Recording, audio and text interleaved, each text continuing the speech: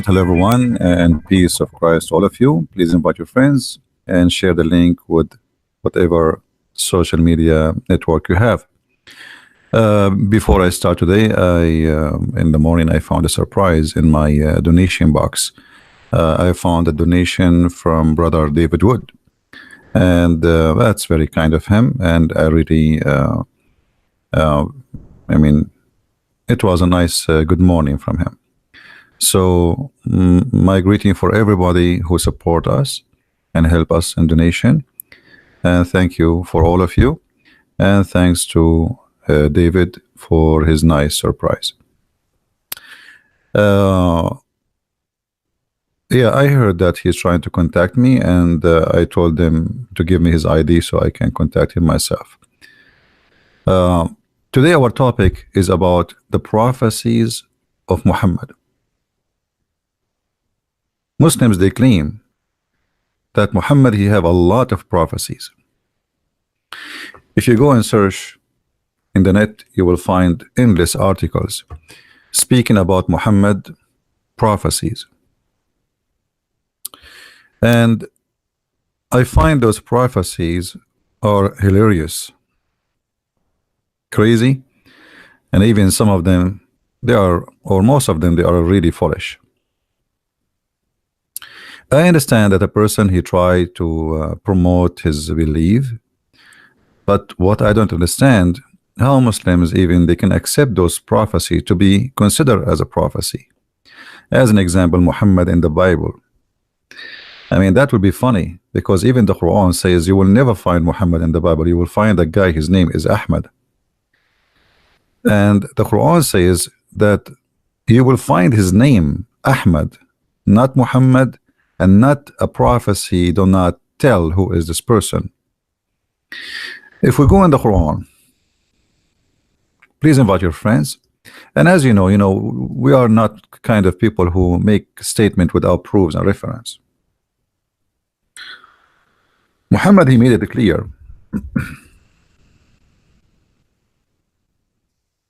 that it's already prophesied about him, but as a person who his name is Ahmad.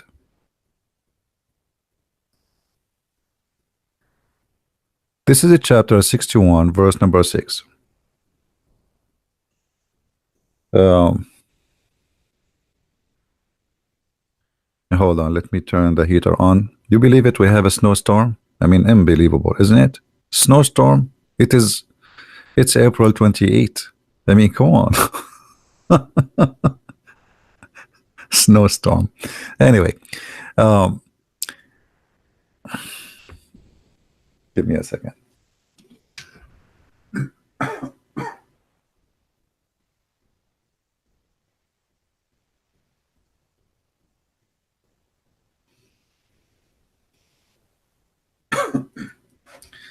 It's getting colder and colder. If you read with me this verse here, chapter 61, verse number 6, it says, "And remember Jesus, the son of Mary, said, O children of Israel, I am a messenger of Allah, sent to you, confirming the law which come before me, and giving a glad tiding of a messenger to come after me, which shall be his name, Ahmad." So when the Muslims, they try to find their prophet, like we heard that he said in the Song of Songs, there's Muhammadim, what? This is not even Muhammad, and that's against even what Muhammad said. You have to find it in the New Testament, because the one who's speaking here supposedly is Isa. Just to give you a note, by the way, here, when the Muslim, they put in the Quran Jesus never mentioned, not even once in the Quran. Not even once. The name is in the Quran is a person, his name is Isa, and we do not know who is Isa.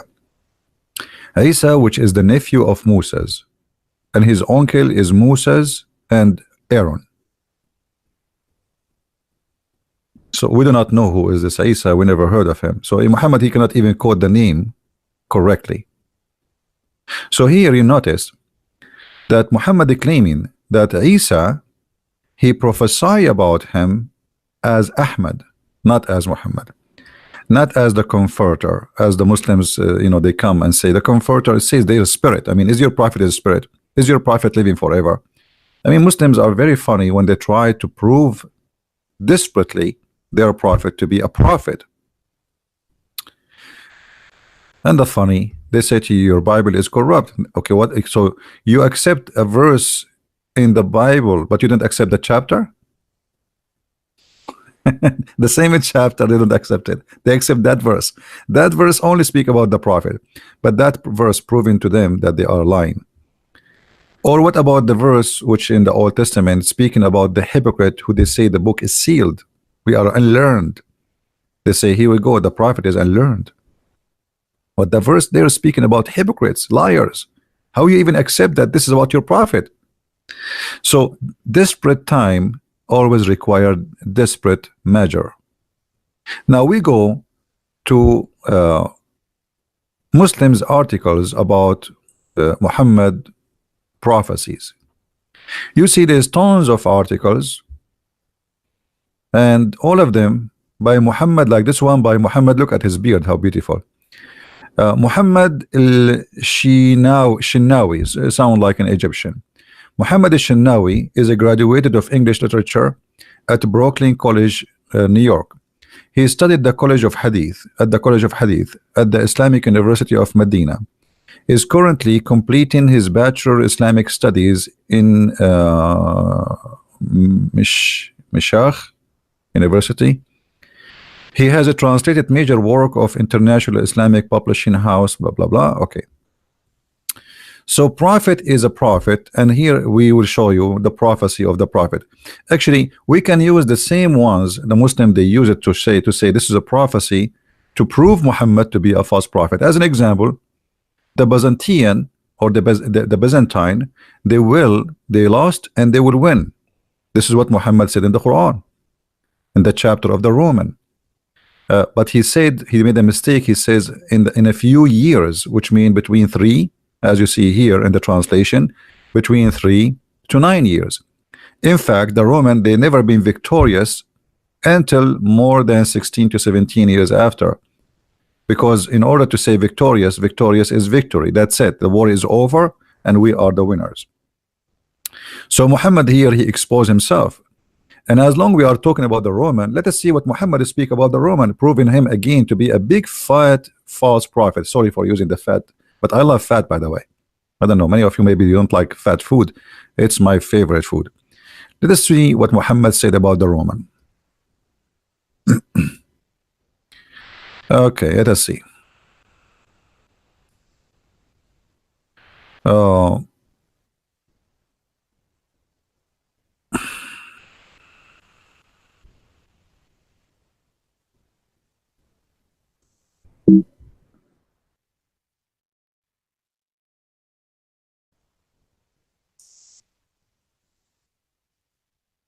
As long as Muhammad is a prophet, so whatever he says about the Roman, it should be true. Let us see what Muhammad he said. Muhammad he claimed, and this is Sahih Hadith, so Muslims cannot say it's a lie. This is Sahih Muslim, very authentic, very accurate. Hadith number 2898. Muhammad he said, the last hour would come when the Romans would form the majority amongst the people. So Muhammad he made a prophecy that the #1 population in the world before the judgment day is going to be the Roman.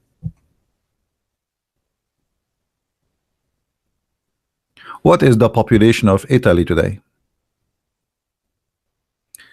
If there's anyone there, his name is Tony. Hey Tony, Lamborghini, what is the population, Tony, for Italy? So Muhammad predicting that the Italian, they will be before the judgment day. Well, if we can say the Italian, by the way, the Roman is not, but we will say those are what is left of the Roman. So Muhammad predict that the judgment day will not come until the Roman are the majority of mankind. I mean, isn't this is stupid? Isn't it? This is obviously stupidity. Muhammad, he never thought that the Roman are going to disappear. He thought they will increase in number, and not only that, they will increase in number, they will become the majority of mankind. The majority among the people. What people? Mankind. So when Muhammad he quote for us about the Roman, obviously Muhammad is a liar again, and this is a prophecy from a prophet. You see, the Muslim, they cannot say this is not a prophecy. He's saying, talking about the last hour. And when you say the last hour would not come, huh, until the Roman would be forming the majority, actually, if you see the translation, تقوم الساعة والروم أكثر الناس. The judgment day will come, and the Roman will be majority of mankind. If you go to the translation, look what the translation is saying, just to show you how they fabricate in order to cover the ass of the prophet. I heard the message of Allah saying, the last hour would come when the Roman would form majority among the people. The translation is close, but it's not really accurate. I mean, why you are doing that? The hour would come when the Roman form the majority of among the people. So as long the Roman disappear, that means the judgment day should happen when the Roman was exist. Is that correct, guys? Do we understand what I'm saying? As long the Roman are not exist no more, so the judgment day time based in the prophecy of this man who claimed to be a prophet passed long time ago. There's no Roman, and he is talking about them as the Romans. You see, we cannot say he was meaning someone else. He said the Romans. The second you say the Romans, that is the Romans. That's it. There's no other solution. And he made the prophecies about fighting the Roman. And actually, in this article here, this guy, he speak about it. So look, from the statement of Muhammad, the verse in the Quran here proving Muhammad to be a false prophet, because the fight did not happen as look at this way he says. Look at this. From 613, 619 CE, the Byzantine were absolutely decimated by the Persian Empire, losing territories of Antioch, then Damascus, then Armenia, then the most crashes Jerusalem, then finally in Egypt. In his book, The History of Decline of the Fall of Roman, Edward Gibbon, even they quote for you the name of historian. Okay, he said 12 years Hercules were immediately declaring an end of the Roman to end the Roman Empire. Everyone saw the Byzantine as if they are in deathbed.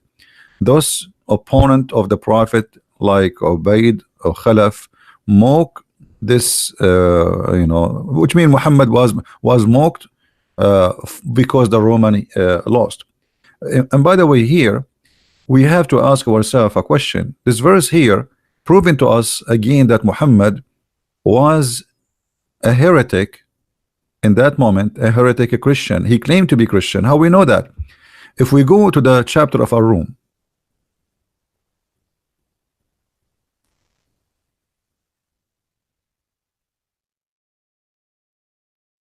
this is the chapter the guy is talking about.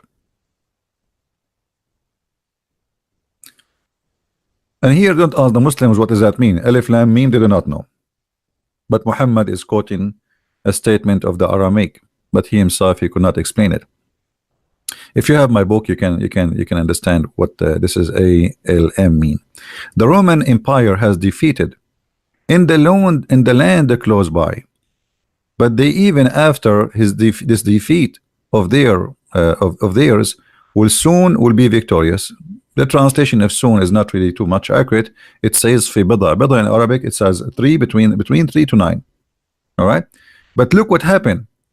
Then he says within a few years, which Allah is the decision in the post in this translation. Let me change the translator. I mean, this guy I mean, those Muslims, where did they get their translation from? Let us get another donkey. I mean, those translations, all of them, they are donkeys. All right. And look at this translator. This translator, this is not translation, this is interpretation. He added the Persian, he added, there's no Persian in the, so what is that? I mean, different translation. Hold on. We would choose who? I mean, all of them, they are the same madness. Arbery, let us see Arbery. In a few years, to God belong the command before and after, and on that day, believers shall rejoice. Okay, hold on. This is the proof that Muhammad is a false man. He was claiming at this moment that he is a Nasara, not Christian Nasara like Jehovah's Witnesses, a false cult. Otherwise, why the believers will rejoice? Who is the one who rejoice? If the Roman, they became victorious.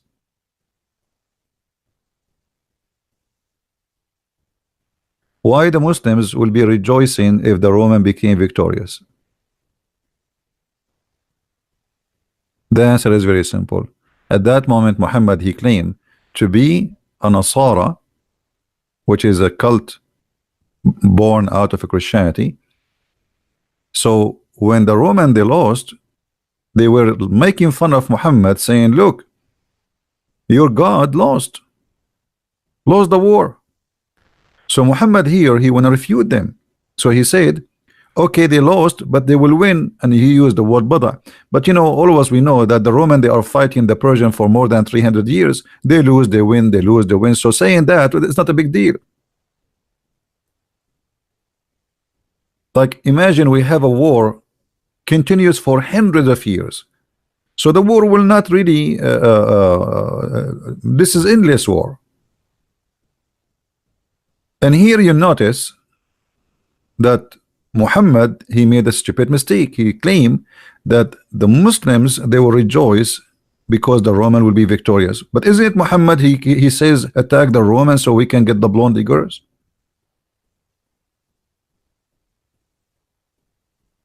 And if both of them, they are kuffar, why Muhammad is insulted for saying the Roman lost? So here Muhammad, he made a mistake. First of all, he says, fi adna al-ard, the most closed land. The most closed land is where the Roman lost. Okay, which is the most closed land where the Roman lost? If we go, you know, you can get my book and read. We will see that the chains of the history report of battles, none of them report there is a land which is really close to Muhammad where they lost. Where? What is that? Where? Adna, it means the most, the nearest, the nearer, the most close part. Where is that? The big consequence, we know, like what happened in the when the Persian, they conquer Jerusalem, and this is what the story is about. Now you can go yourself. You do not need me. Go and see when Jerusalem lost, and when the Roman, they have a complete victory. And you will notice here it passed easy the 9 years. It passed 16, 17, 18, depend in the historian. But however, it passed by many years. So Muhammad here, he made a false prophecy. Again, as long we are talking about the Roman. What Muhammad, he said about the Roman?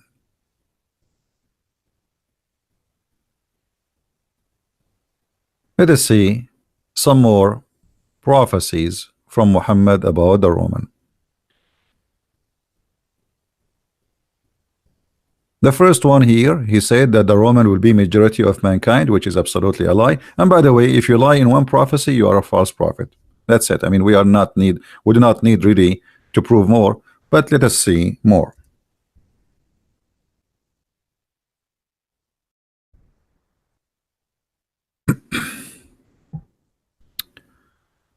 Here the verse is speaking about, read carefully with me. On the day of Badr, the Roman had victory over the Persian. On the day of Badr.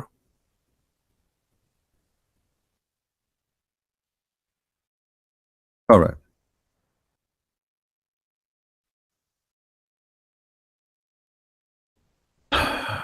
The Roman, they have victory.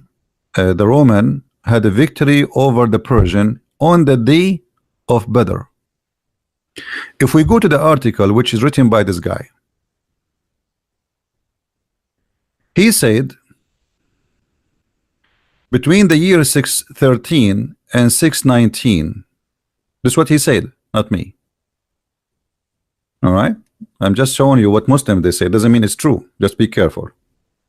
And we are using their reference to show you how they try to fool you.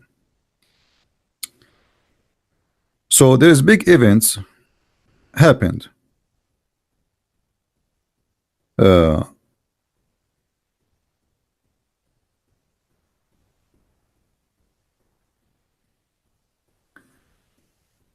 613 to 619, everybody thought that the Roman, they are in deathbed. This is what they are saying. But when Badr happened,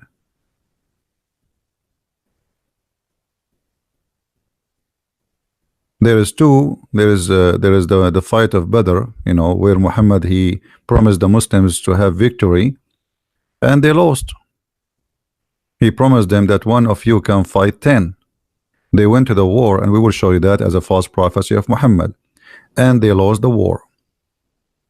So here is 613. There's a small Badr and the big Badr, all right, which is like Muhammad tried to gain his lost again, attacking again.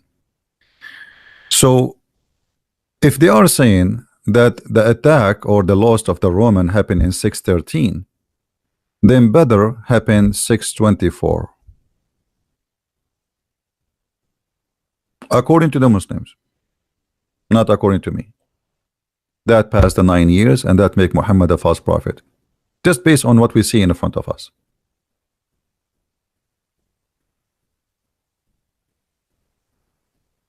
But I never take what Muslims they say, because here this guy, he did not mention that the verse in the Quran says the nearest land. He did not tell us what is the nearest land. If you see here, they give us a bracket of years: 613, 619. So which one is the year where the Roman lost?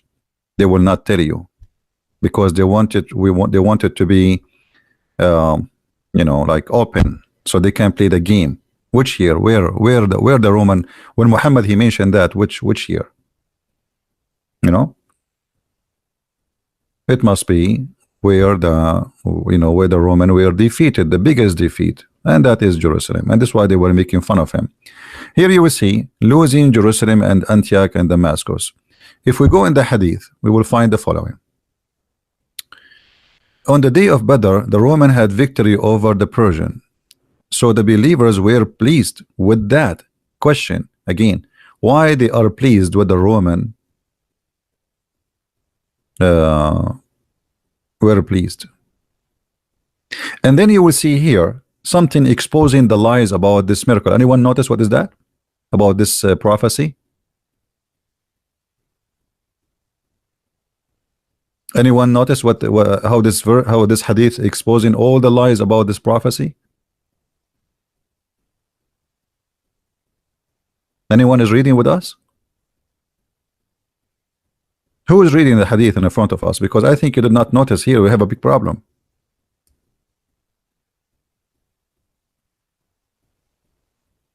Who noticed?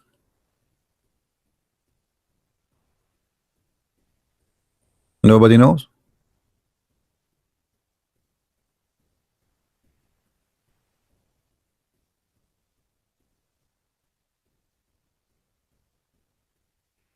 Okay, look what the hadith is saying. Read carefully with me, guys. On the day of Badr, the Roman had victory over the Persian, so the believers were pleased with that. Then the following was revealed. Have you ever heard a prophecy coming about the past?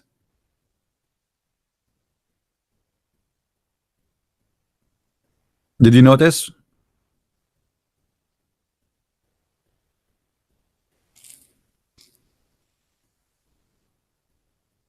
Guys, do you understand what I'm saying? When the verse was revealed,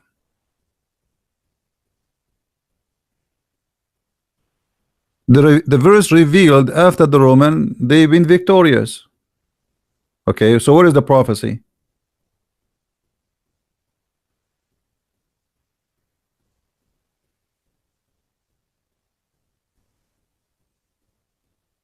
Okay, I will tell you a prophecy now.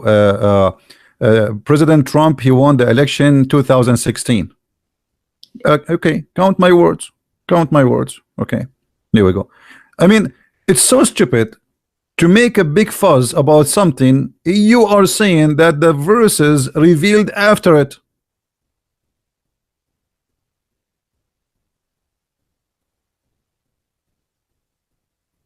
And let me tell you another prophecy, which none of you knows. Okay, that there is a president Macaroni in France. He won the election, last election. Yeah, and I will tell you a prophecy. Putin, he will be a president in the year 2019. Here we go. Not far away. I mean, just and 2018 too. I mean, when Muslims they make and this is Sahih, by the way, uh, they cannot say this is something false and he's making things up.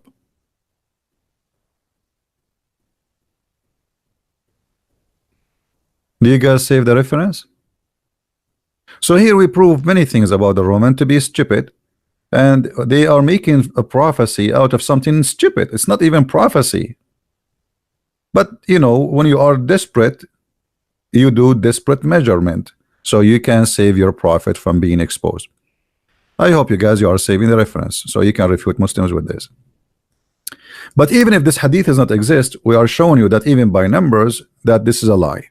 Now we continue.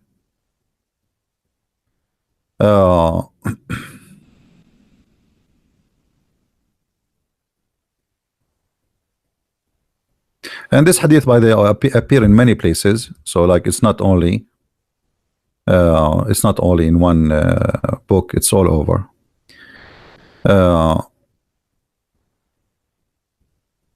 The signs of the judgment day.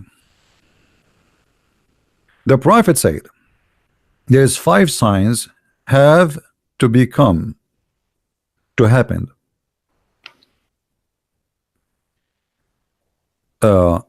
Involving this is between 2 brackets by the smoke. I mean, this is supposedly something will happen before the judgment day. Okay, but the last one, the Meccan and the split up of the moon, but the moon supposedly split in the time of Muhammad, and this is additional proof that Muhammad is a false prophet, because if we go to the chapter of the moon,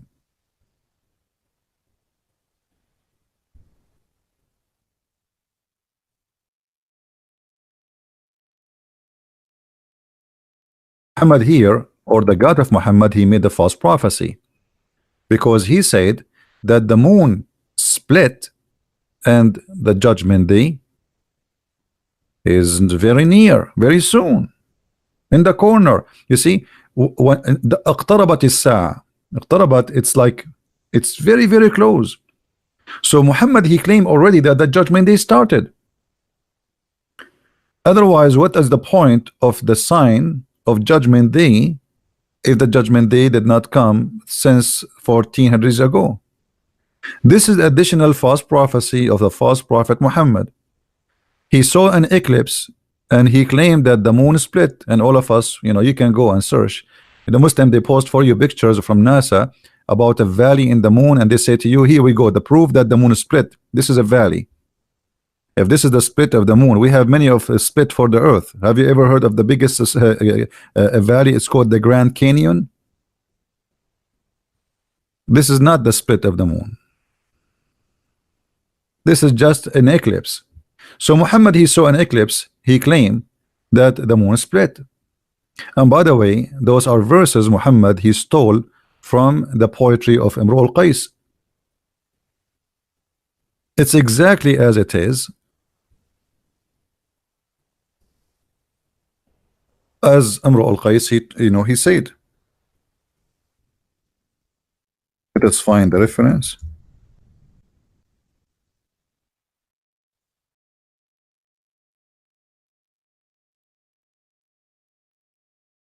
Muhammad is a thief. He took this poetry from this man. ذات الساعة وانشق القمر عن غزال صاد قلبي ونفر أحور قد حرت في أوصافه نائس الطرف بعينيه حور مر يوم العيد. You see all those signs, the lines drawn here, all of those are verses taken as it is from the poetry, and Muhammad he added to his Quran. He changed only here like word from danat, he make it in the Quran اقتربت. Let me show you what I'm saying. I don't know if I can make it. Hold on. I need to take snapshots so we put them close to each other. Hold on. Give me a second.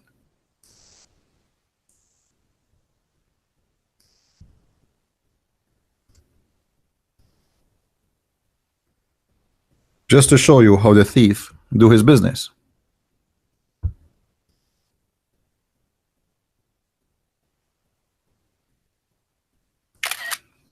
Okay.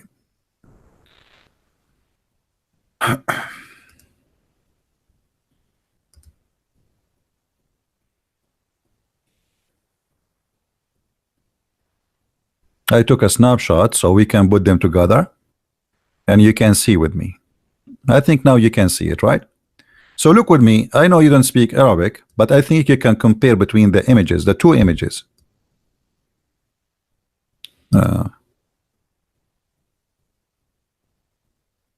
Look with me carefully. This is the Quran. اقتربت الساعة وانشق القمر. الساعة وانشق القمر. Exactly as it is. Do you see it? So what the difference between the first one? The word here is اقتربت. The word here is danat. Both of them, they mean the same meaning. Danat mean get closer. اقتربت mean get closer. A thief. ناعس الطرف. Muhammad, he took it in the Quran, he put it too. فرماني فتعاطى فعقر. Muhammad, he took it, he put it in the Quran too. فتركني كهشيم المحتضر. Muhammad, he took it, he put it in the Quran too. And the list of the poetry, not only those, he took a long list of the same poetry of this man. This is a poetry written long before Muhammad. If you have my book, you will see them all there. I don't know how many of you have my books, but if you have it, you can read in details about it. So Muhammad, not only he made a false prophecy, he liked the poetry of this man, but this man is not talking about the moon splitting. This man, he saw his beautiful girlfriend, so he is flirting with her. He says the judgment day is near and the moon split, which means the moon show up in the middle of the darkness. He's talking about his girlfriend. عن غزال صاد قلبي ونفر, from a deer who hunted my heart and make it come out of my chest. أحور قد حرت في أوصافه. You see the word حور even coming from here. أحور, she is like a whore, she is a whore, but this is before Islam. قد حرت في أوصافه, I cannot even describe how beautiful she is. ناعس الطرف بعينيه حور, she have an eyes to drive you crazy, and they have like a. So Muhammad, he took all of this and he put it in his Quran. Let us continue with the false prophet Muhammad. All right.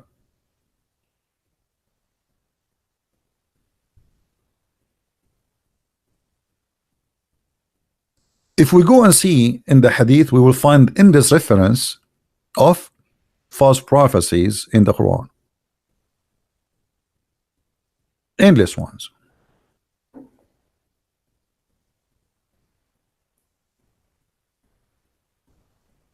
But one of the prophecy I found about Muhammad, he said, but I need to find it. I don't know if I'm going to find it in this website, the English website, where in the judgment day, For every woman, she will have 50 men, because men they will be rear. There's no men left. So every woman, she will, in the other side there's 50 men. Every man, every woman. Let me see if I can find the hadith. Hold on. I don't think they will translate this one here, but we will see. Um,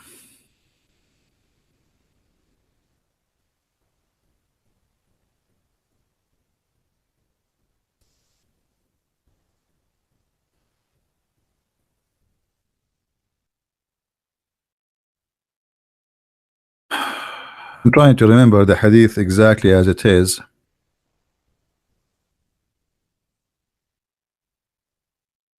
Let's see.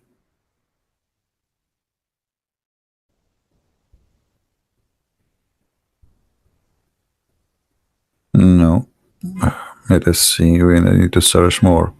I'm trying to remember exactly how the hadith. Okay, hold on.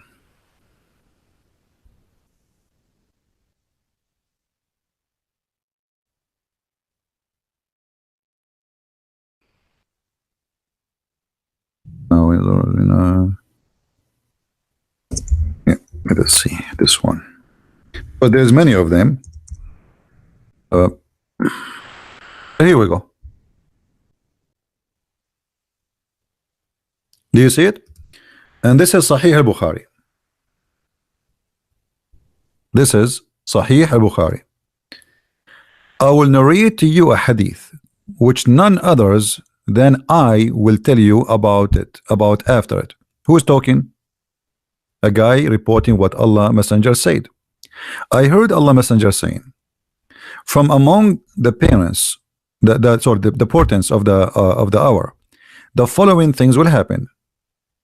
Religion knowledge or religious knowledge will decrease by the death of religious learned men. If you go in the article, this guy, he claimed that the Muslims, they will be the majority of mankind, and Islam will enter every house. But here we find Muhammad saying that is the opposite. Islam would decrease. And actually there's a hadith, I just remember, I will show it to you, where Muhammad said literally that Islam is dead. But let us see this one first. So religious knowledge would decrease by the death of religious learned men. So every religious man is dead. There's no religious man is left. Then religious ignorance will prevail, which means liars and stupid ones, they will prevail. There will be prevalence of open illegal sexual intercourse. People will have sex, there is no need for marriage. But this is what's happening before Islam and after Islam. And actually Islam promote opening sexual relationship. The Muslim until now, they promote what it's called the urfi, which means you ask a woman to sleep with you and you consider it as a marriage, but the fact it's not even, there is no witnesses for it. And Muhammad, he promote the zawaj al-muta, which is one night or 2 or 3 night stands. If you remember, Muhammad, he says that a man and a woman, they agree to live together for 3 days 3 nights. So if having open sex relationship is a sign from Judgment Day, that's mean we have it since time of Muhammad, because he is the first one who promote this in Islam. Allah Apostle said, if a man or a woman agree, and here they put for you between 2 brackets to marry temporarily. What marry temporarily? Have you ever heard of somebody marrying temporarily? Islam as a cult, as a satanic cult, promote temporarily sexual relationship, and to cover up this relationship they call it temporarily. Do you see?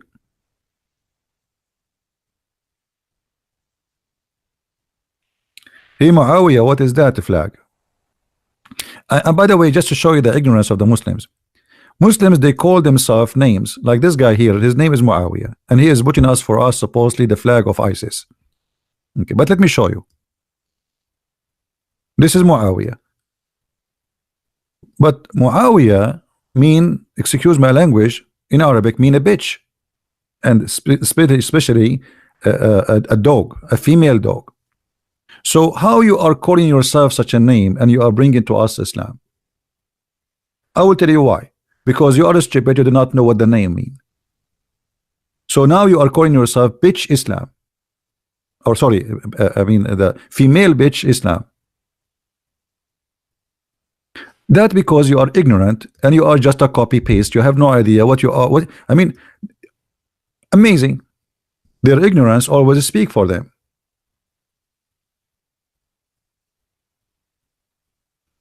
You could not find a better name.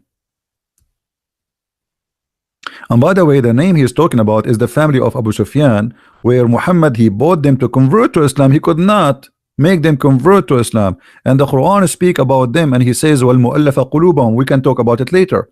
Muhammad, he gave to everyone from this family who they are criminals, warlord, 100 camels so they can accept Islam, because Muhammad, he needed them to promote or to force Islam by the sword. But let us go back here. What kind of cult saying that a man and a woman, they can agree to sleep together, and then we put between two bracket temporarily marriage? How marriage can be temporarily?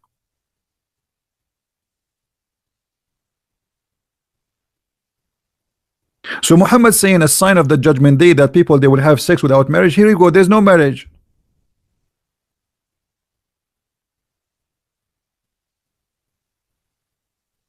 And people have sex without marriage since the beginning of time. It's not something new.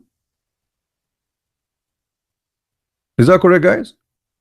I mean, this is something happen always. It's not something like when you say a sign of judgment day, that's mean this has never happened and it is will happen in the future. Muhammad himself had himself. He is born 4 years after his father's death. So how Muhammad came to existence? Imagine I die and my wife after 4 years she have a baby, and now he's my son.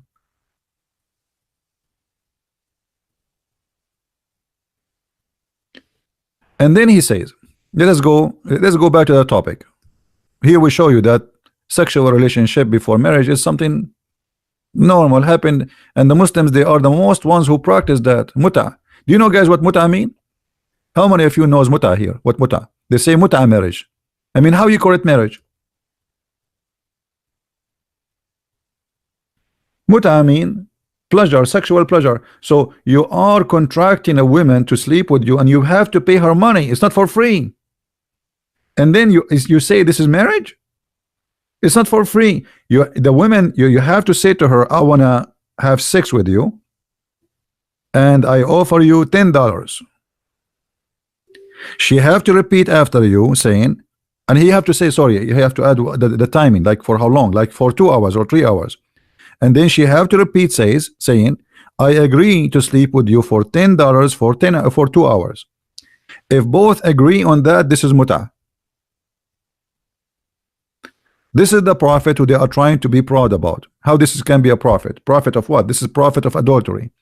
He himself is an adulteress, and he is promoting adultery. Let us continue.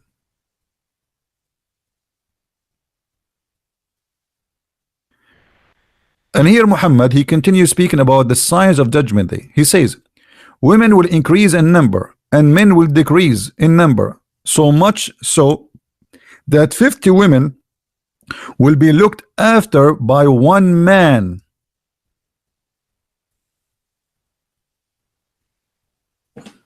Do we have any Muslim in the bushes?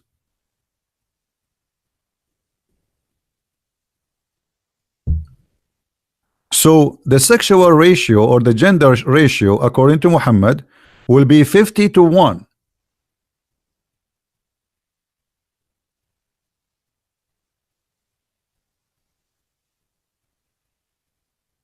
Is that possible?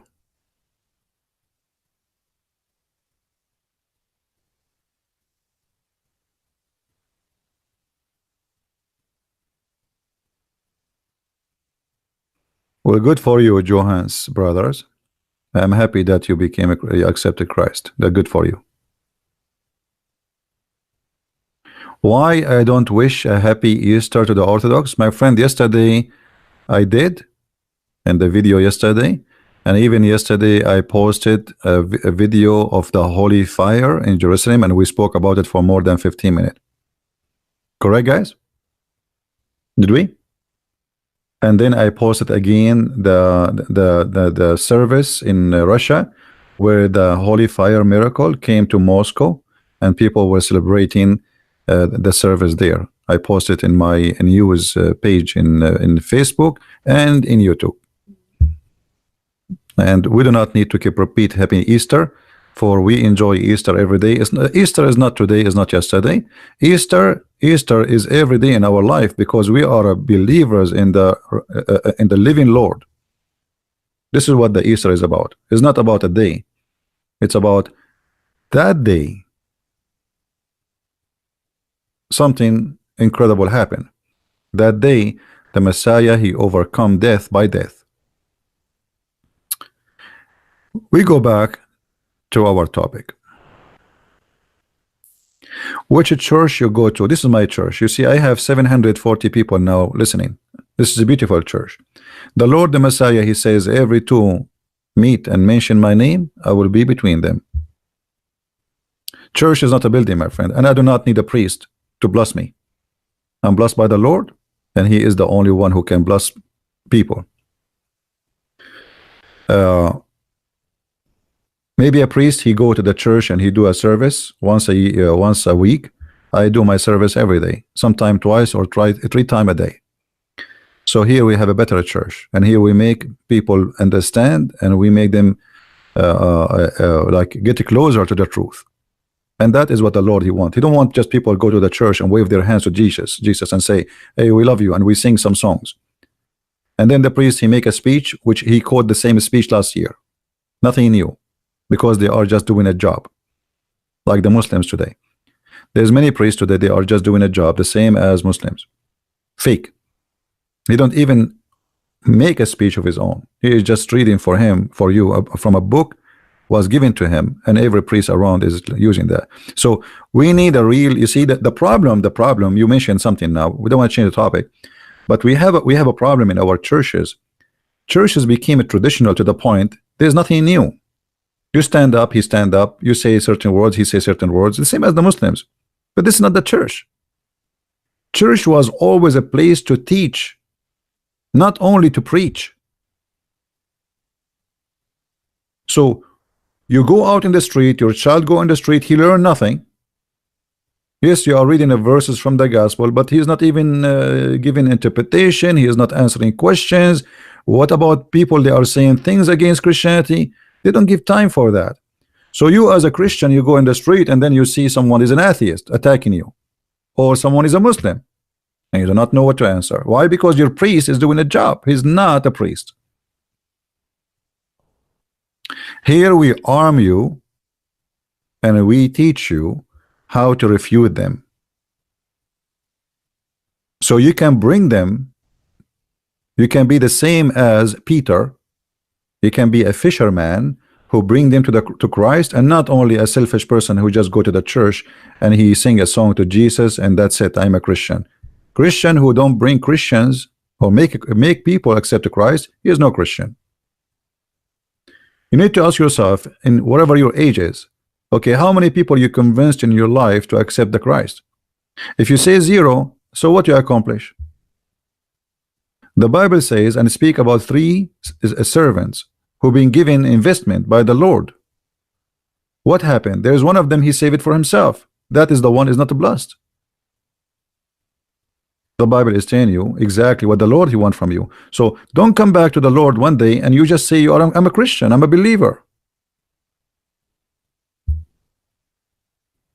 Anyway, so we go back to our topic. Here Muhammad, he is making a false prophecy, because to have such a thing, that is impossible. Anyone knows why? Anyone knows why that this is impossible? Why it's impossible that a man, every 50 men, they will have a woman?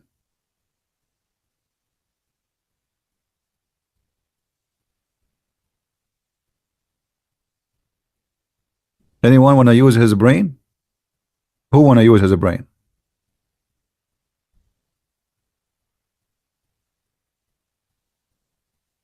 No, this is not the only problem. Yeah, we know the world population, like we will be the ratio will be like 50 to 1, okay, which means if we are 50 billion, uh, uh, then 1 billion women, 1 billion women, and 50. This means 51 billion. 1 billion women, 50 billion men. Okay, but what the problem with this? No, no, no. I'm not talking about reality. I'm talking about if this is really happened. What does that mean? That's mean this is the most stupid thing, because that's mean a human being race is gone. How you can reach the point that you have 50 to 1, if because now every man they have a chance only to make one woman pregnant, give a child. Is that correct? So how we can have 50 to 1? Because in order to have 50 to 1, we have to have 50 child who they are females, and one she is 50 child they are male, and one she is a female. And that's mean the women before she die, she have to generate 50 child. Every woman. Actually 51. You know what I mean? Because how we can reach that number? If we have 50 to 1,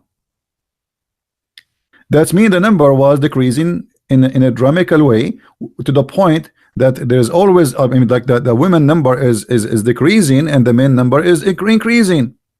You see, if Muhammad says the opposite, we can say that it's possible, because it's still the one who will get the babies is the women. You can have one man and 100 women, still he can make them all deliver babies, but you cannot do the opposite. Are you guys following with me? Are you following with me with my limited English? Do you understand what the problem?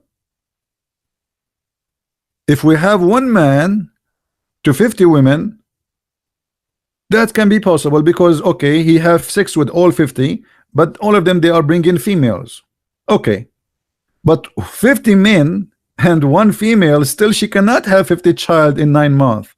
She will have one child.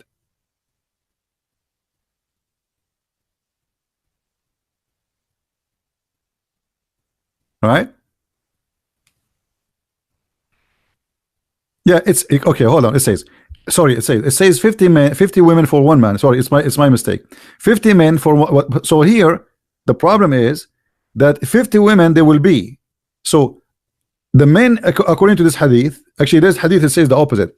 But according to this hadith, women will increase in number, and that will make the women deliver only females. Is that a mistake by Allah? And that will be possible because a man, he can make a woman, he can make 50 women have babies. But how the women, all of them, they will have babies, all of them, they are females, unless Allah, he wanted that. And why Allah, he wanted that? And how Muhammad, just the hadith, in the same hadith, he said that sexual intercourse without marriage will be the most popular thing.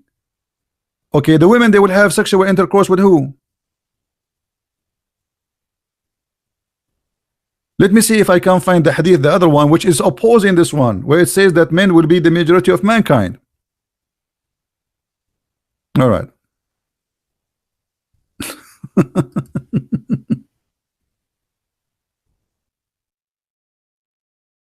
Let's see. If you ask Muslim, by the way, why a Muslim man he marry 4? What the Muslim they would say to you? They say to you because there is more females than male. Okay. Why Allah making men a lot less? Let us see. I'm trying to find the other hadith which is saying exactly the opposite. Actually, I was looking for the other one, not this one. But anyway, this one appeared in the way.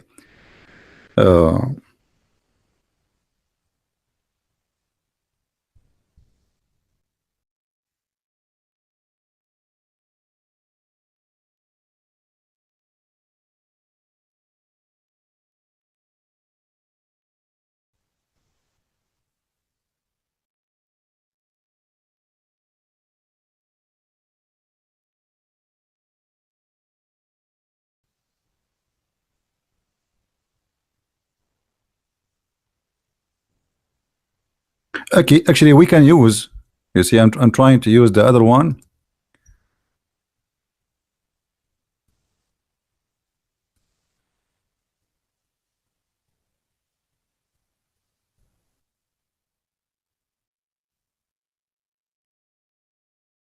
See if we can find it. Until now, we found nothing here. And one of the signs of a false prophet, if they say the opposite, Muhammad always he say things which oppose the other thing. And by the way, hold on. There's a hadith. If we cannot find this one in English, let us try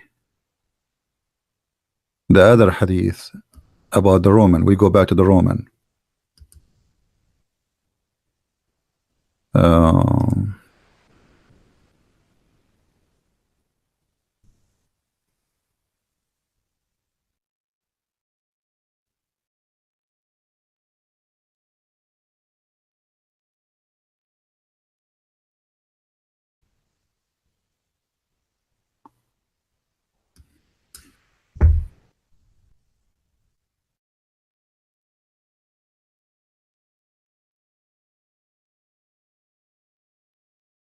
all right. 50 women for one man. That's good. I'm sure many men they wish that to happen now. Um,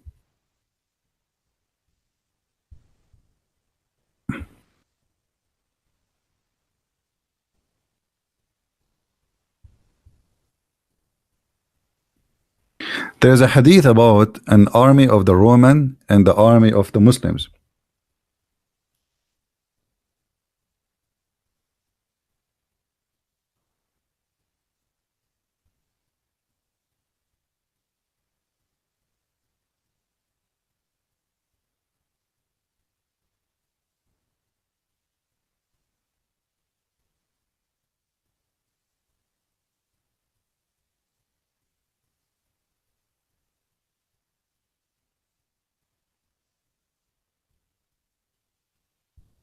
Hmm.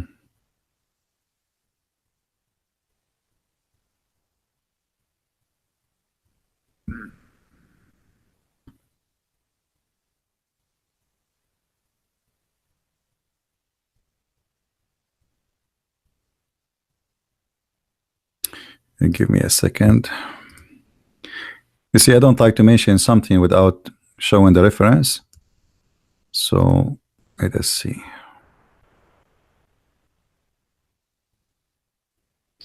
And sometimes it's easy to find it. Sometimes it take a little bit of time, but we will find it.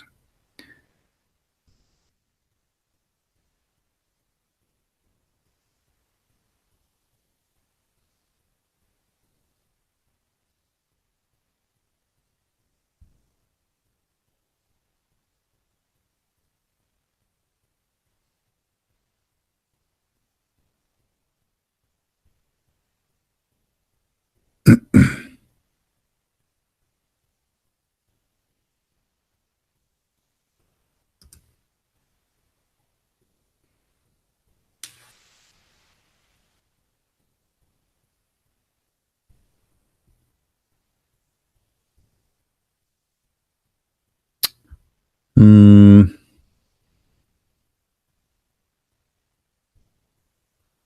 I don't want to make you wait for long, but it should appear.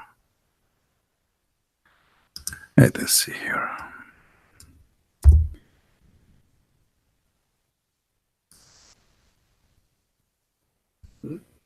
I don't feel good if I mention something I cannot show it.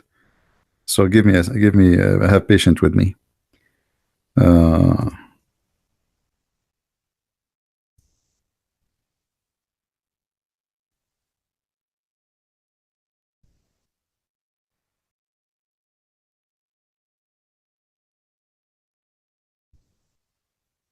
you have to remember the hadith is exactly as it is to find it, and that is the difficult thing.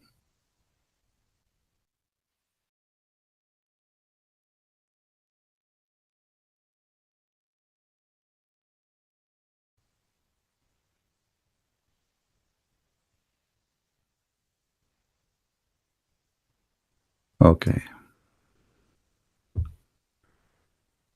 Maybe we found it. Hold on.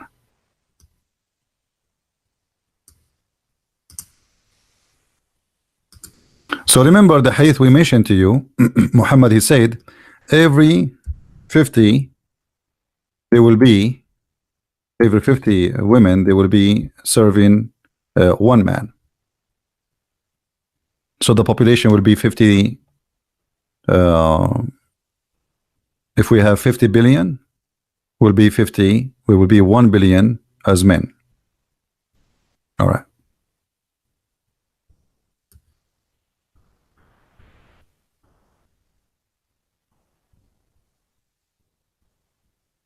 mean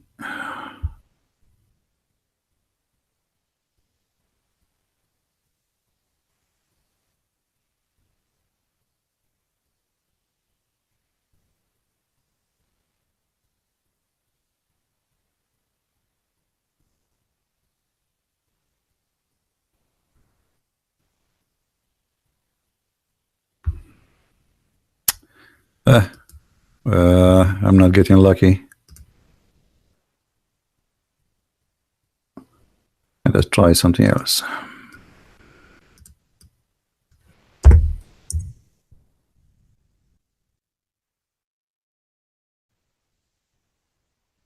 All right.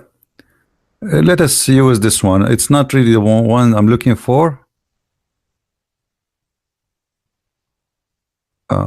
Here we go. Okay, let us see this. Let us use this one.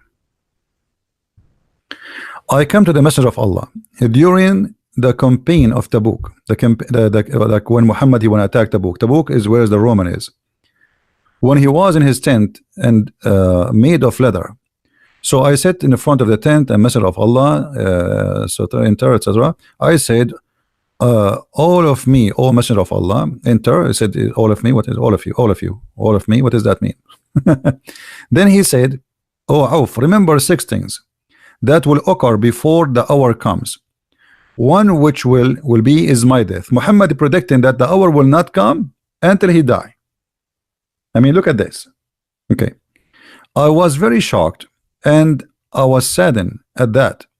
He said, count that as the first, then will come the conquest of Baytul Maqdis. Number 2, we will attack Jerusalem. And then a disease which will appear among you and will cause you and your offspring to die as murder. So the Muslims will die by disease and will purify your deeds. Then will be the much wealth among you, that if a man were to be given 100 dinar, he would still be dissatisfied. And there will be tribulation among you. You will not have any Muslim in the house, any Muslim house untouched. So all the Muslim houses will be hurt. Then there will be a treaty between you and the Roman, and then they will betray you and march against you with 80 banner, under each of which will be 12,000 troops. Okay, hold on. I'm going to compare between the hadith of 50 women to 1 man, 50 women to 1 man, and the hadith where it says that the majority of mankind is the Roman. Do you remember it? Or we should show it. Do you remember the hadith says the majority of mankind are the Roman? Let's get it again.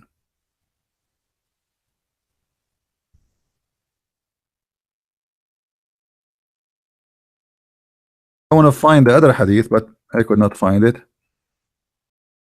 But it's okay. And here you will notice how you connect the dots together. I heard Allah Messenger, may peace be upon him, saying, the last hour would not come when the Roman would be forming the major of among people of mankind. I'm going to use the hadith of 50 women to 1 man. Okay, 50 women to 1 man. That mean what?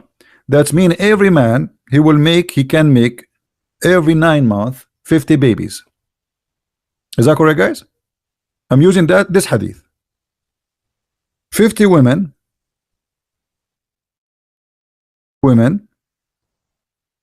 from every man, they can make 50 babies every 9 months. Do you agree? That mean a man, he have 50 women, how many babies he can make in a 20 years average? One man.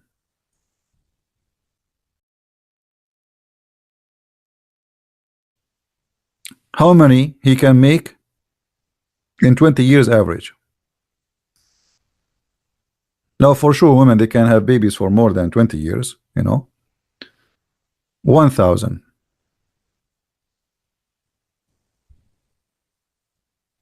Every man, he will have 1,000. Are you getting close to where I'm getting now? You understand, guys, what I'm like where I'm going to lead you? Who noticed now what the problem?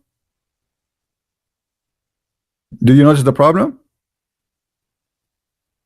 Muhammad, he said there is 80,000 flag. Let us go back to the hadith, the other one.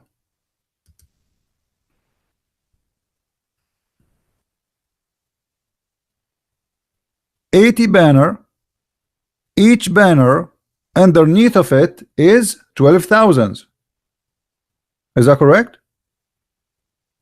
Okay. If every man he can make 1,000 baby. 1,000 baby. So who of you want to give me the population of the whole world based on this? Because remember, the most majority of mankind are the Roman and the rest are the Muslims. So what is the population that the Roman will be?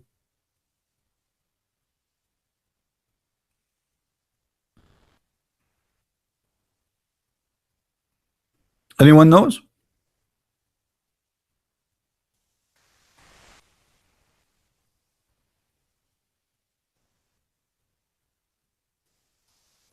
Who is good in mathematics? Too many? No, they will be small. The population of the Roman will be very small. The population of the world, if the Roman are the majority of the mankind, listen carefully. We just showed you the other hadith where it says that what 5 trillion? Guys, how you come with this? You guys are really amazing with the mathematics. Okay, hold on. And by the way, I'm very bad in mathematics, but let us use the calculator. We have 80 flag. 80 flag. Every flag underneath of it is 12,000.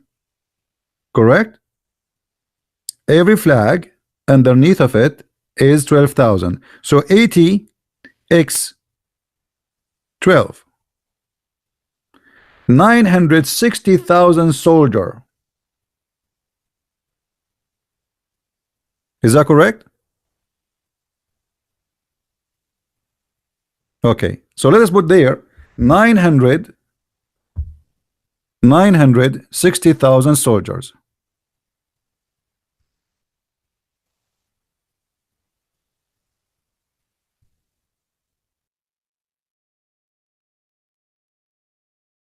Now, if every man he can have 1,000, by the way, he can have more. We made just the average of 20 years only. Women giving babies, just 20 years. Okay? If every man can have up to 1,000 baby, that's mean what is the total of the population of the Roman? Or at least the men for now.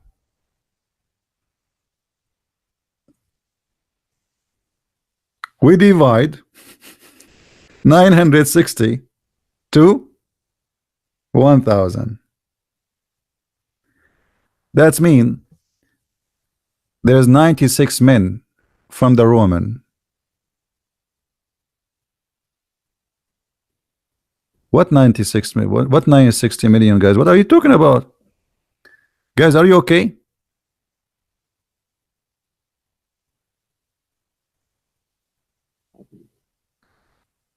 We have, if we divide the 960, listen carefully, we have 960,000 men total. This is the whole army. This is the whole men, all the men, all the men.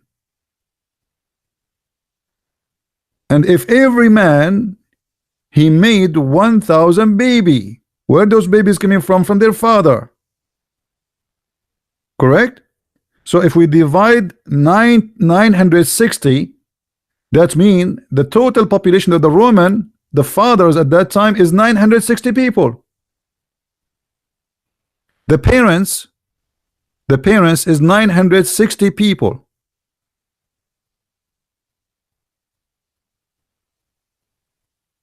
Are you getting my the conclusion? If we have 960,000, this is the army of the Roman. That means this is all their men. That's it, all the army there. The army in the Muslims from one side, the army of the Roman from one side. But remember, the Roman are the majority of mankind. The Roman are the majority of mankind. So the Muslims are small, very small in number. That means the majority of mankind is 960,000 people.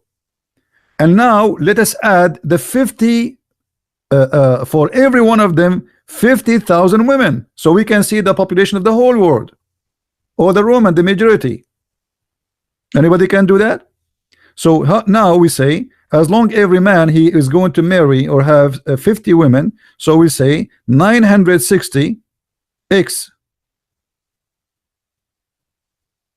50. The whole population of the world will be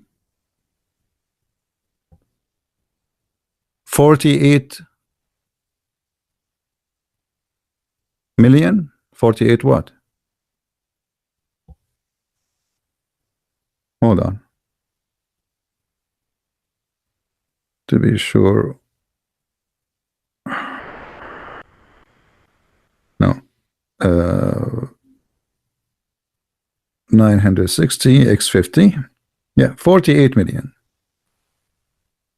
That's it. This is the population of the world, or the population of the Roman.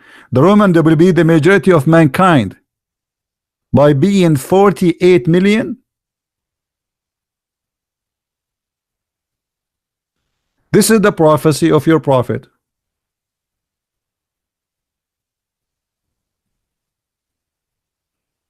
No, we don't change the topic. Why you change the topic? This is what the topic is about Muhammad. You don't like it, you can leave. What do you mean? If Muhammad is a prophet and he says that the Roman will be the majority of mankind, so what is the mankind number then?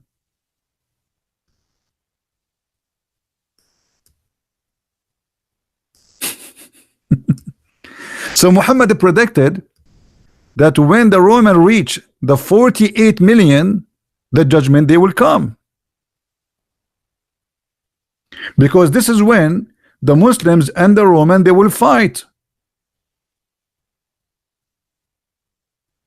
960,000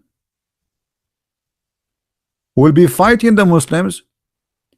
However, those 960, they are the men of the majority of the population, which is the Roman.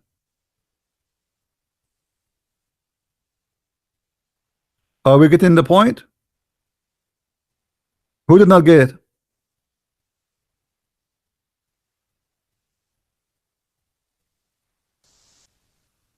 Anyone did not understand?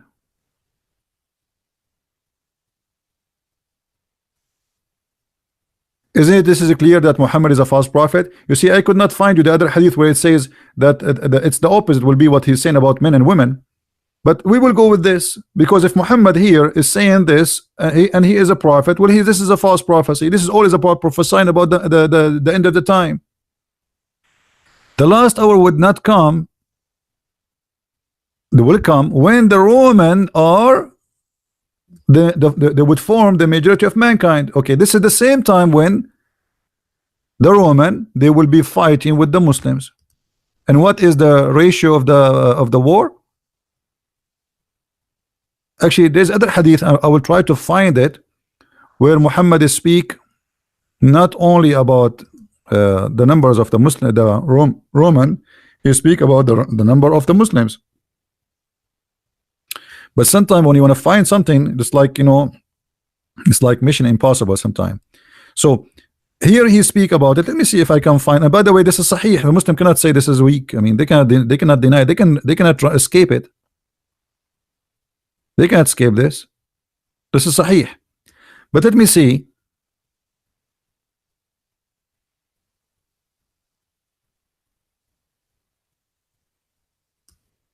If I find the other hadith.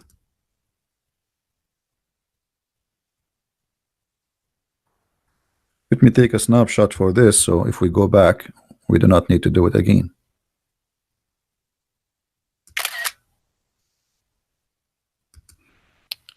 Let us see.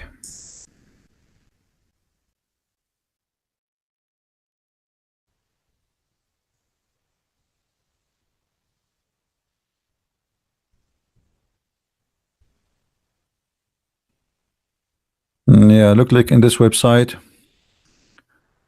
Let us see.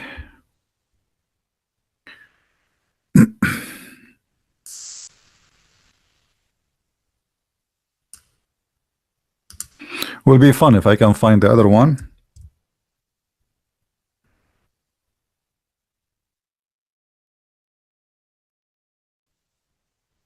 Okay, here, look at this hadith here. Okay. Look at this hadith here. Muhammad, he is making poo-poo here. He says, the Prophet said, the best number companion is 4. Companions is 4. The best detachment of 400, and the best of the army is 4,000, and 12,000 men will not be defeated as a result of a smallness of number. What does that mean? I'll let you go, let you think about it. Then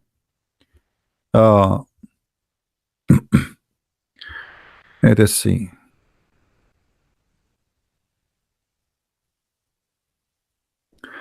Anyone notice here what this hadith here, what Muhammad, he just made a mistake in this hadith? What is the mistake here?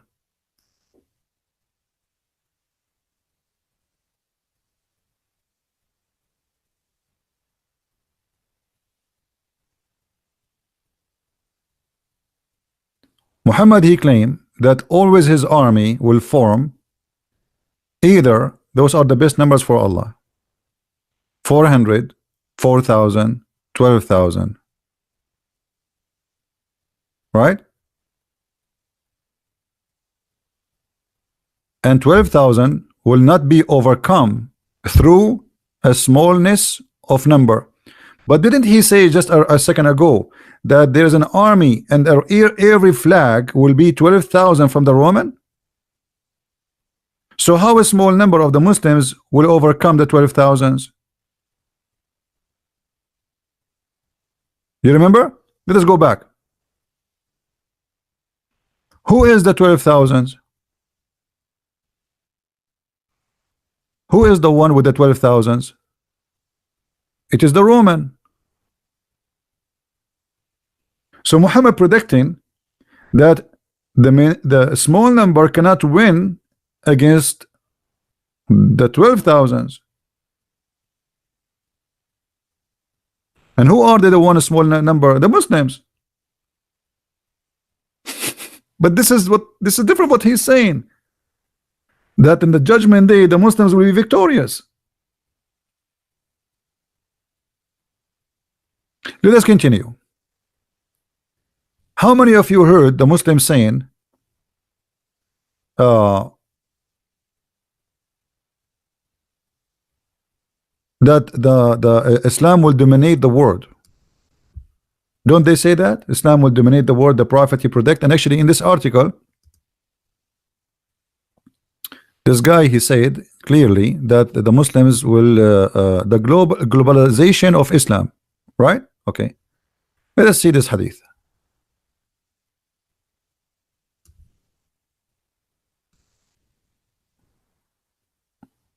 Let us close the one we opened them already. This is the population of Italy. All right. Look at this hadith. The hour of resurrection will not occur as long as anyone say Allah, Allah. What does that mean? Muhammad, he did contradict himself again. In one hadith, he's saying the majority of mankind, they will be the Muslims. In different hadith, he says the minority of mankind will be the Muslims. بدأ الإسلام غريبا وسوف يعود غريبا. Let us find it.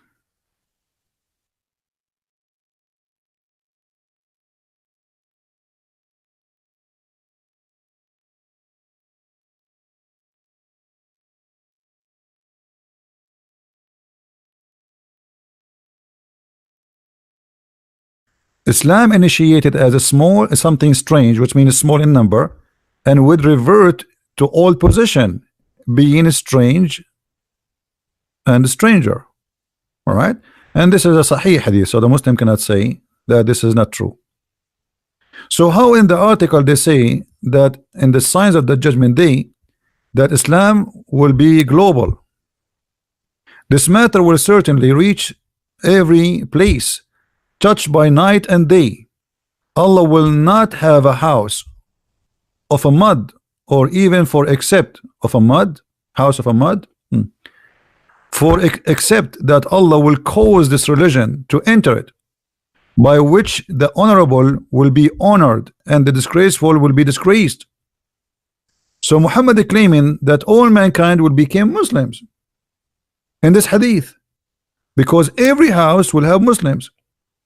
So how you say in the other hadith that the Roman are the majority of mankind and they will fight the Muslims,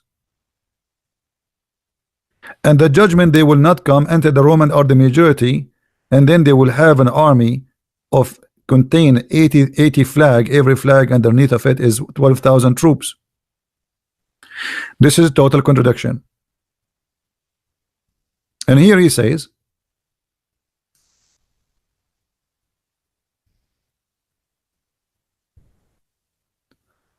the hour of the resurrection will not occur as long as anyone say Allah, Allah, which means when the judgment day happen, there's no Muslim left. But in different hadith, Muhammad, he said that in the judgment day, the Muslims, anyone remember what will happen in the judgment day? Who remember the chapter where there is a beast will come? Anyone remember it? The beast will come. Nobody remember? Anyone remember which verse in the Quran? Al-Jassasa. Yeah, which let us find it in the hadith first, and then we go to the Quran.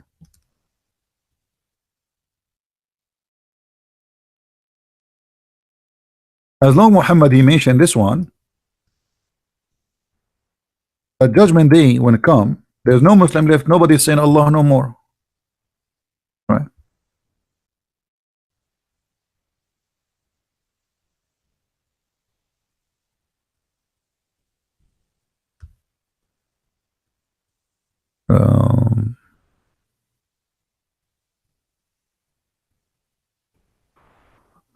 All of those are fiction stories about a Jassasa, but I'm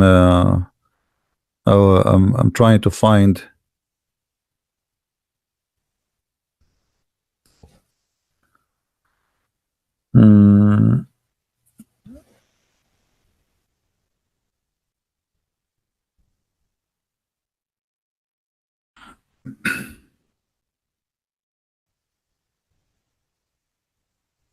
Okay, look with me. Muhammad here is giving us 6 signs will happen for the judgment day. The appearance of the Dajjal, then the beast will come from the earth, then the sun will rise from the west, then the sun will rise from the west. Where is the Roman? They are gone. Continue.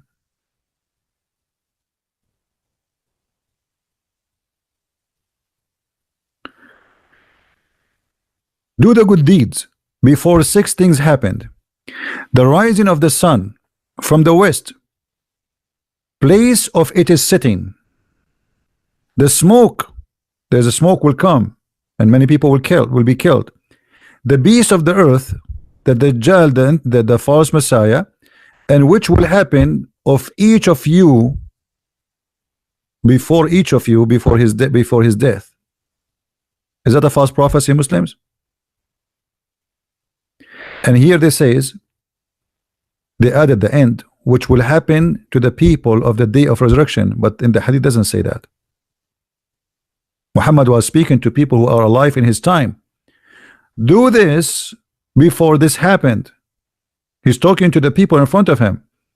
So Muhammad, he predicted that those before they die, those things will happen. The false Messiah will come, the beast will come, etc. How we can prove that? Anyone remember a hadith we mentioned before?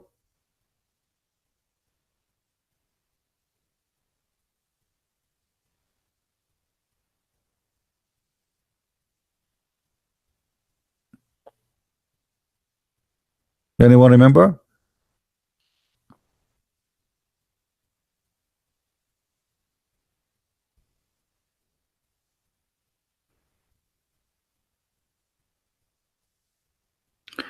There's a hadith where Muhammad, he said to a man, saying to him that judgment day will not come, or the judgment day will come before this man die. Anyone remember it? Who remember?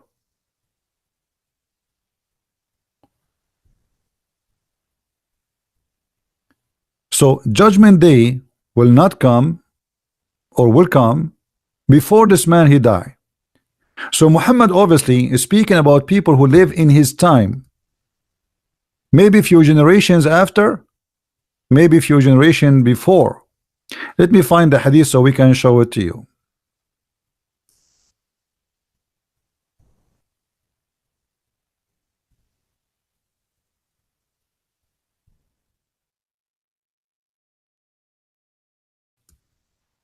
A young boy from the Moriah, he passed by the Holy Prophet, and he was in my age. So this guy is talking about the past. Thereupon Allah Messenger said, if he lives long, he would not grow very old till the last hour would come. Do you see it, guys? So all the prophecies Muhammad he mentioned about the one which is 50 men will be equal to one woman, or 50 women will be equal to one man, or al jassasa, the beast, the smoke, the Roman, there will be the majority of mankind. All of those have to happen before this guy die.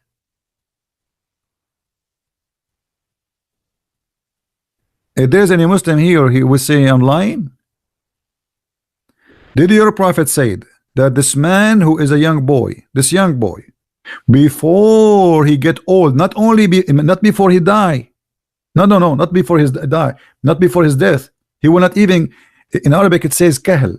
Kahal is a person over 30. A kahal is a person, he is over 30. So before he become 30 years old, the judgment day will come. Oh, how young the boy was. 9 years, 10 years, 6 years, 2 years.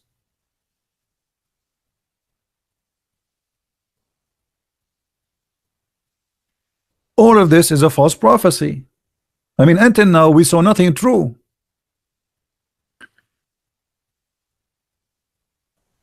You see, always look, this is the same hadith, Sahih al-Bukhari. The Muslim, they cannot say it's weak. This is Sahih Bukhari and Sahih Muslim. This is Sahih Muslim. That one is Sahih Bukhari. So what the Muslim they say to us? Muhammad, this hadith is fabricated. They will say this hadith is weak.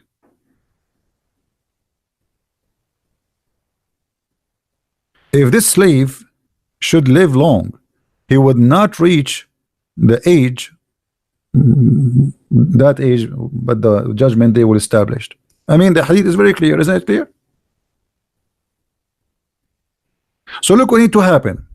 Muhammad predict that women they will be 50 to 1, or men 50 to 1 women. Muhammad he predicted that the Roman they will be the majority of mankind. Muhammad he predicted that the Roman they will become the men, the total majority of the Roman when they attack the Muslims at the end of the time is 960,000 men, and the total of the population of the Roman, which is 50 to 1, 50 women to 1, there will be 48 million. Muhammad he predicted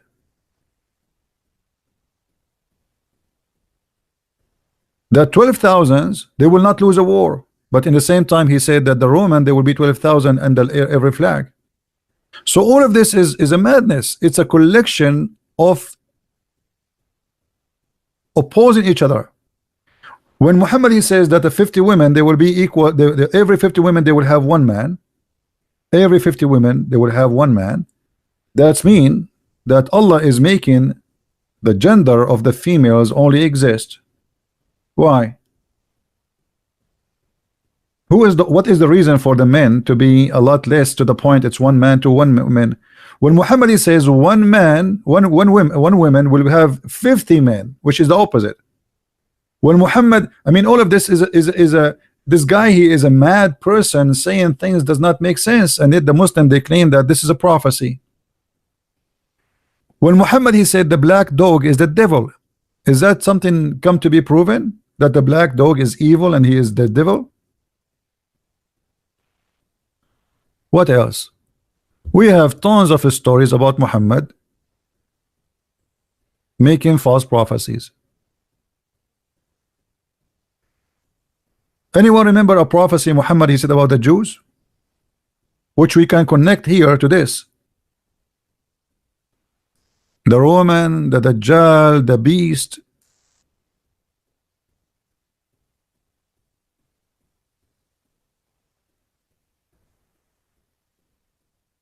Who remember? Muhammad he said that the judgment day, when the judgment day come,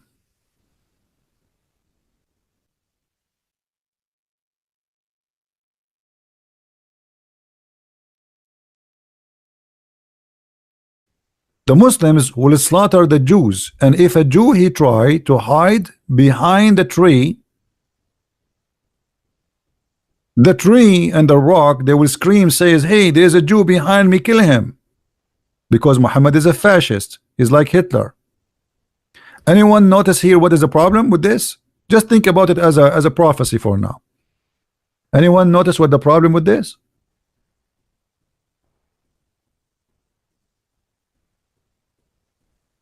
How Muhammad he says that judgment day when it's come, there's no Muslim left, because nobody say Allah, Allah, correct? And yet he says the Muslims in the judgment day they are going to be killing the Jews.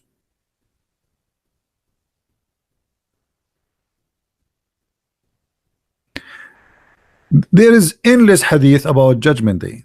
Let us see if we can share more, which is showing contradiction.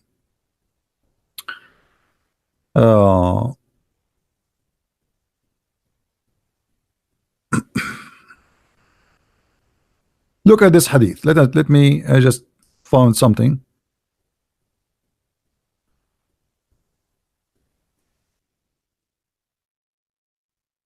A sign of the judgment day.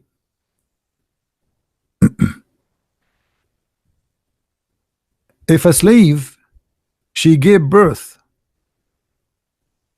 to her Lord, that is a sign of judgment day.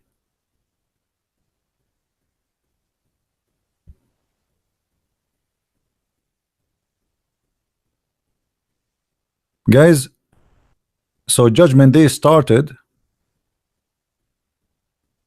with Abraham. Isn't it Abraham who married his slave girl and she gave birth to him? I'm trying to find the hadith exact. Here we go. Okay, let us see this one.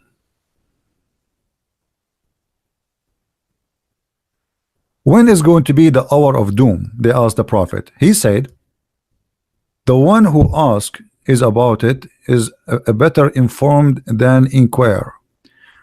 I, however, narrate some of these signs. When a slave girl gave birth to her master, when a naked woman barefooted would come the chief of the people,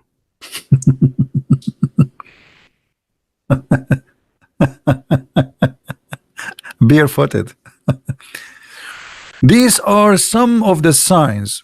And then here, by the way, if you remember once a Muslim, he called for me, a person he called me, and he said, do you know that the prophet, he predicted that the Arab, they will have high buildings?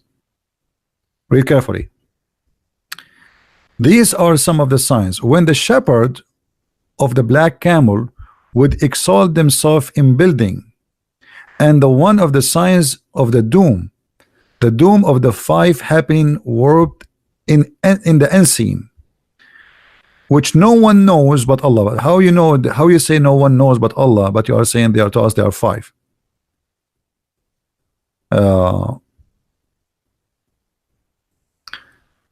Let me see.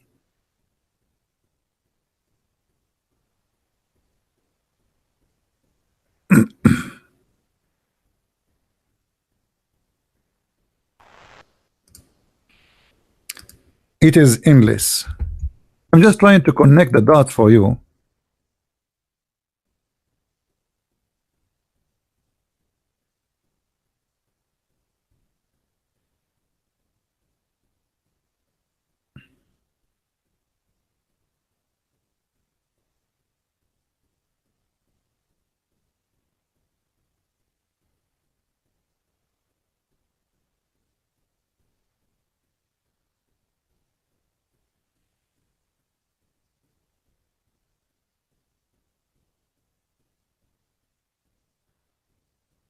Hmm.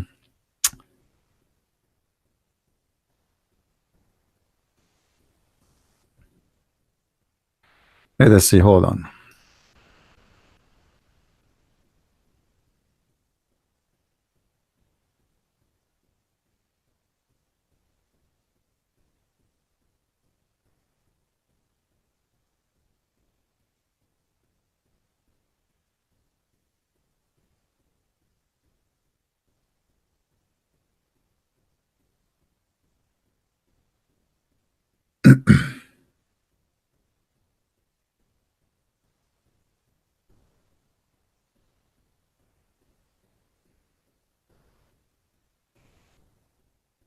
I'm just trying to find you some extra reference, just for the sake of fluffing.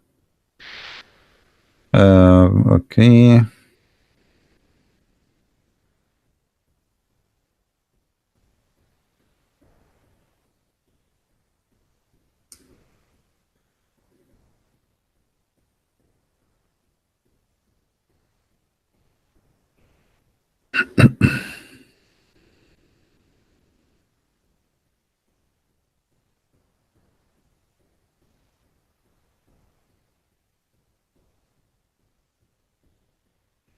Let us see this one here. Oh, cannot be found as usual.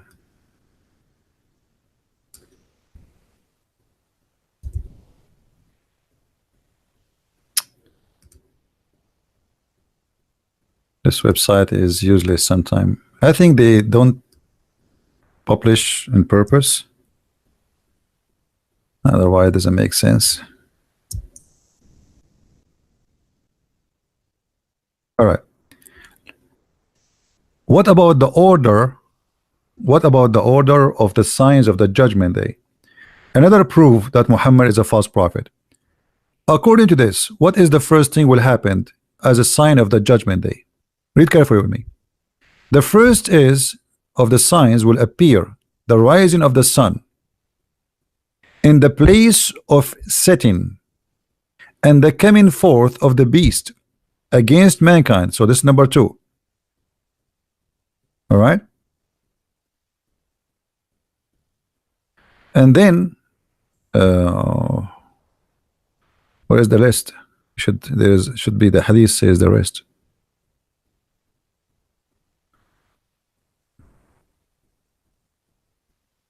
I mean, how he say here? Hold on.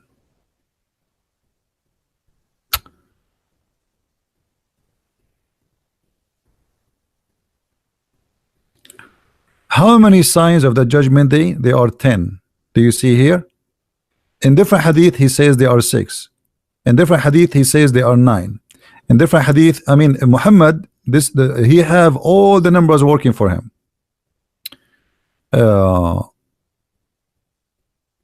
Read with me carefully here. What is the first thing will happen? The Dajjal, there are 10. The Dajjal, the smoke, and the rising of the sun from the west. So the rising of the sun from the west will be what? Will be the last, correct? And by the way, he said 10. Did he say 10? Where are the 10? I mean, the man, he said there are 10. And then here we don't have 10. Go back a little bit, you will see Muhammad say that the first sign is where the sun set, or sorry, the sun appear from where it set.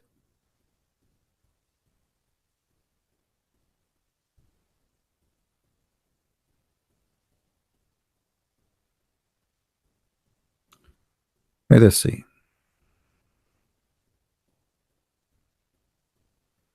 Read carefully with me. The first sign is the appearance of the Dajjal. No, the first sign should be the sun. This is a false translation. Hold on. I heard the Messenger of Allah saying, as saying the first sign out of the signs of the appearance of the Dajjal would be, yeah, would be the appearance of the sun. So the first sign will be the appearance of the sun. But if we go down, Muhammad saying the opposite.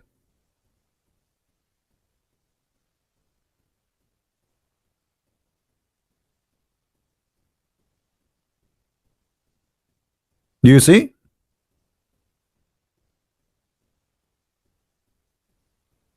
There's 10 signs have to happen at Dajjal, then the smoke, and the rising of the sun from the west.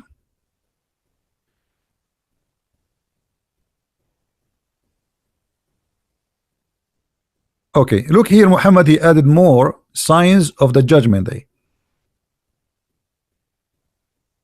Allah apostle, he said, or we said to him, you know, discussing the last hour.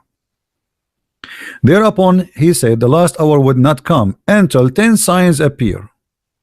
Look how the 10 signs is to change. Land is sliding in the east. Which east? And land is sliding in the west. Which west? And land is sliding in the peninsula of Arabia. The smoke, the Dajjal, the beast, the Gog of Magog, and the rising of the sun from the west, and the fire which emit from the lower part. Okay, here Muhammad counting for us 10 signs. One of them is Gog and Magog. Who is Gog and Magog? Gog and Magog is a huge population where is going to invade the earth. In the previous hadith we showed you how that the population of mankind is going to be, according to that hadith which we were able to show, 50 to 1, 50 women to 1 man. In different hadith we showed you that the population of all the majority of mankind is 960,000 men. They are the Roman. Now here we have Gog and Magog. Gog and Magog are kind of people who they are going to dominate the earth.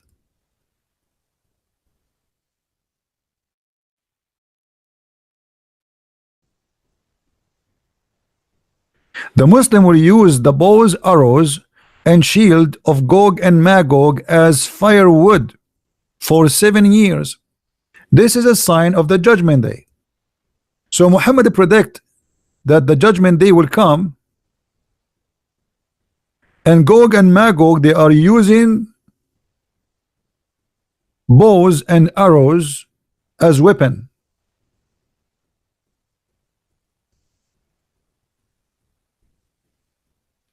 Is that accurate, Muslims? I thought nobody using bows and arrows long time ago. But Muhammad is claiming that the judgment day will not come unless, and this is one of the signs of Gog and Magog, and Gog and Magog, they will shield, they will shoot at the Muslims for 7 years using their arrows, and the Muslim, they will use the wood of those arrows and shield for food fire, for wood fire. It look like Muhammad do not know that Saudi Arabia is full of oil. All right, let us continue.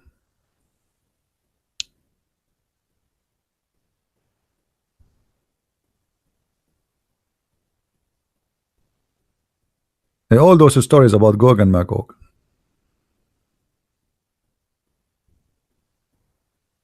Let us see.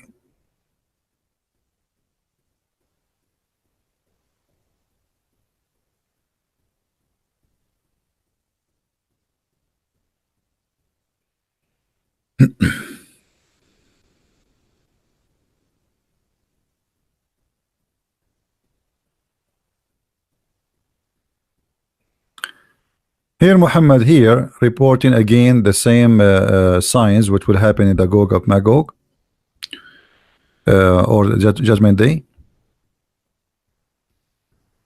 But I want to show you.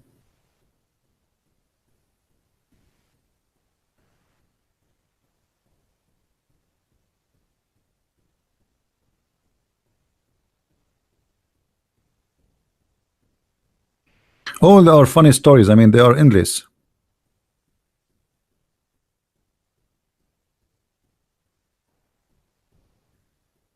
Okay, here guys, look at this. Muhammad, he keeps saying there is 10 signs of the judgment day. If you collect those hadith and you made them a print, you print them together and you put them next to each other, you will see Muhammad how he changed the 10 signs. Look at this. The 10 signs of the judgment day is what? Read carefully with me.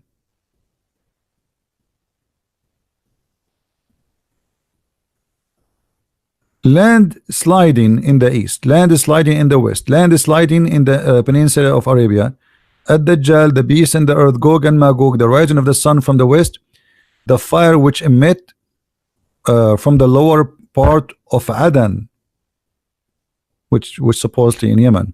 All right.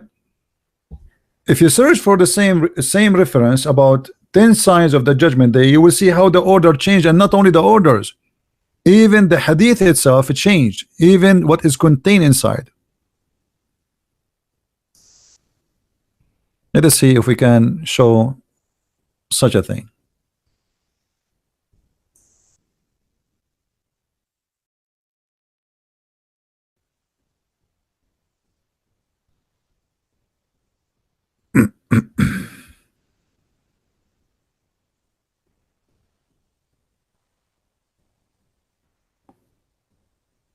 Oh boy, you see this search engine is not helping. You know, you search for something, it shows you things that have nothing to do with what are you looking for.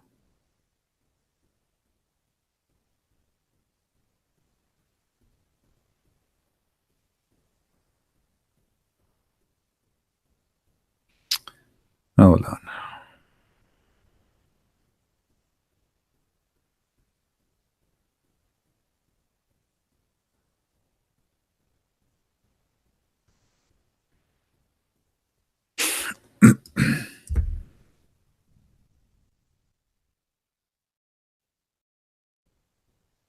Okay, look at this hadith here. The hour shall not establish until the time is considered, and the year is like a month, and the month is like a week, and the week is like a day, and the day is like an hour, and the hour like flare of the fire. Okay. The signs of the signs of the hour, they are 10. Number 1, the Dajjal, the false Christ, the smoke and the rising of the sun from the west. And the other hadith he start with the slide in the east, slide in the west, slide in the north, etc. You see it? The last hour will not come until two parties of Muslims confront of each other, and their large scale of massacre among them, and the claim of both of them is the same. Muhammad, he claimed that there is a big massacre will happen between two parts of the Muslims. This is a sign of the judgment day. But this is happening always. I mean, Muslims, they keep killing each other always.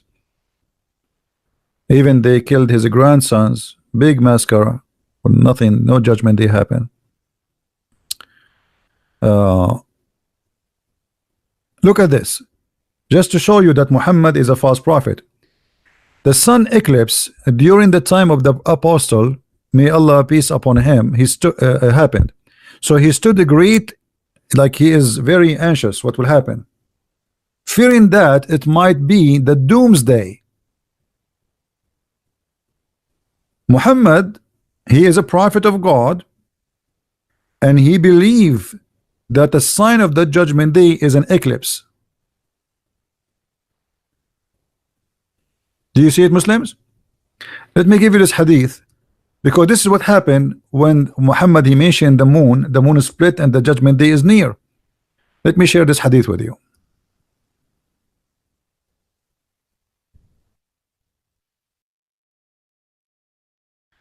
The sun eclipse, I hope people will save it, so next time I will want to look for it, because sometimes, guys, it's hard to find things, you know, because I mean it's endless.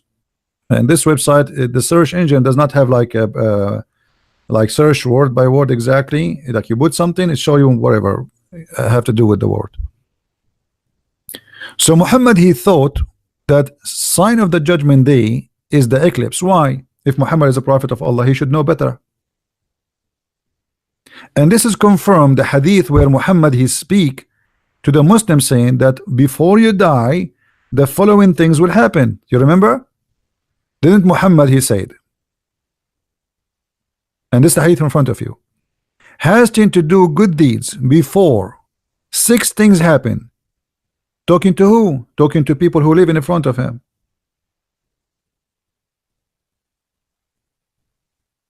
When I say to you, do those things before the 6 things happen, and those things happen, like if Muhammad, he meant they will happen through thousands of years, there's no need to say to those people, do good deeds before those things happen, because they will not, you know, they say, just say good, do deeds before you die.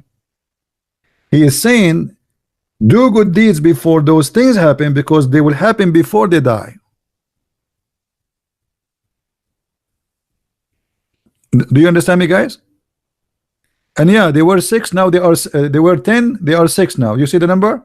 Like one of you noticed, very good, that there in the hadith there's 8 signs, and now they are 6. And look, he started what? With the rising of the sun.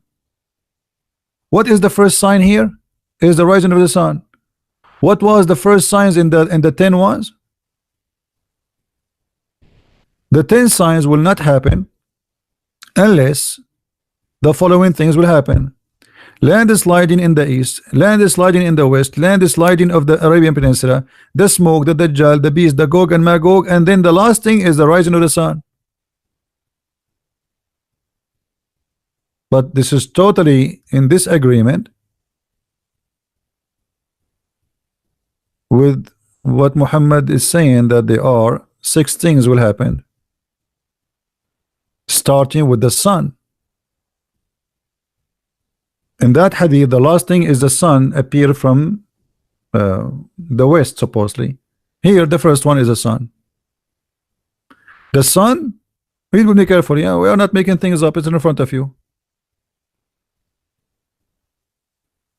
If Muhammad is speaking by the guidance of Allah, why he cannot recite the order of the signs correctly?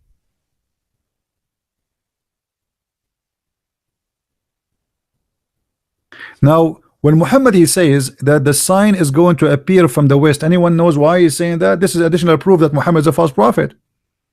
You see, here it says that the sun will appear from the west, but they don't tell you why. Because Muhammad, the false prophet, he believed that the sun goes every day from the east to the west. Let us show you the reference.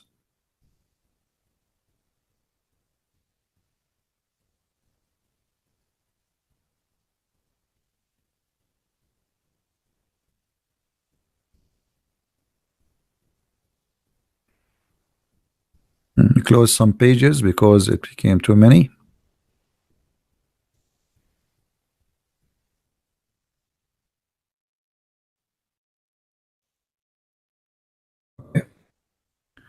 Muhammad, he taught his followers about how the sun moves. And remember, he is a prophet who prophesy.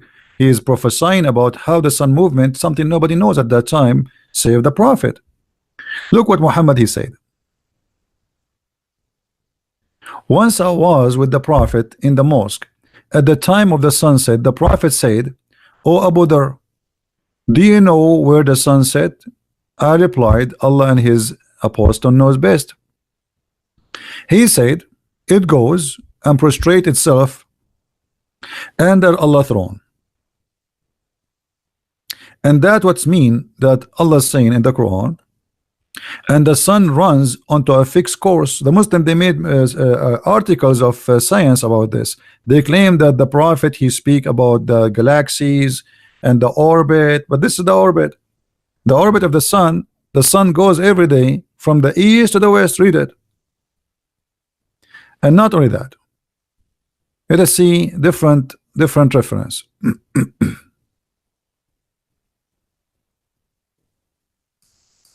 Because in different hadith, Muhammad he made it more clear.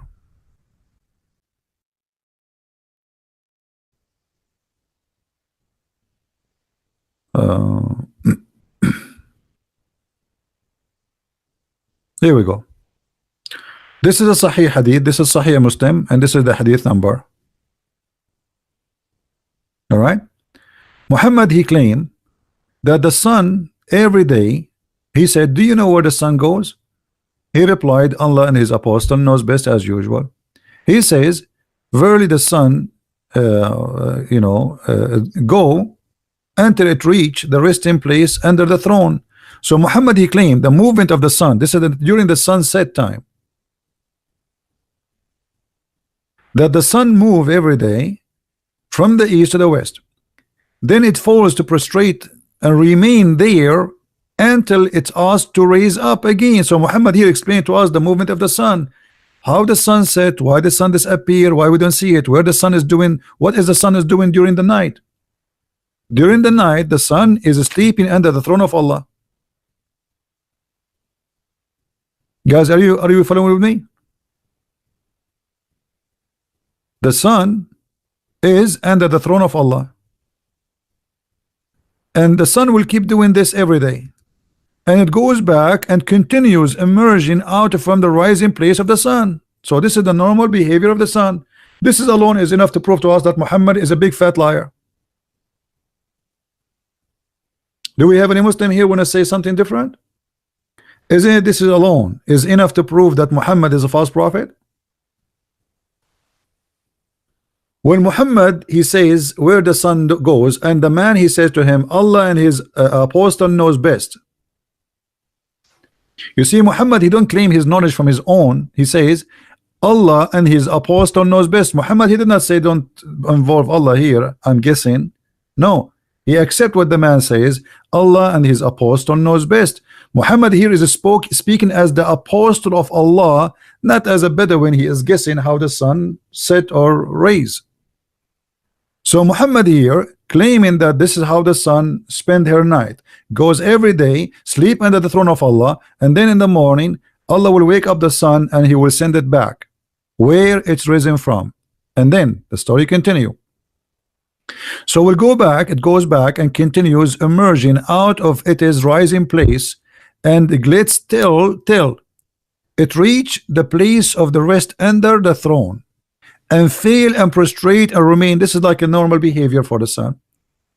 It's that in that state it is asked to raise and return to the place where you come. Look here, this is a change.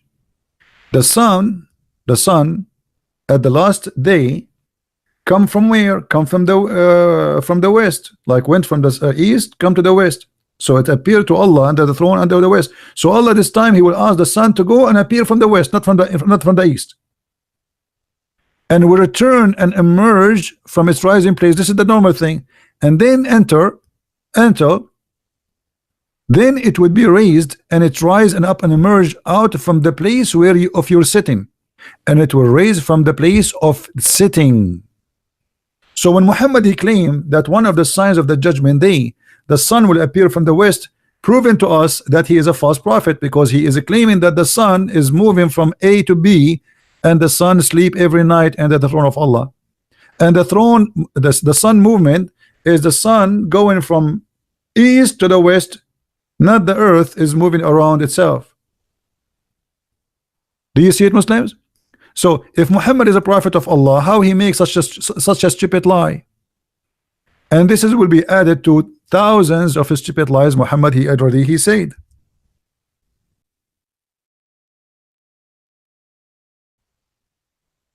Any Muslim?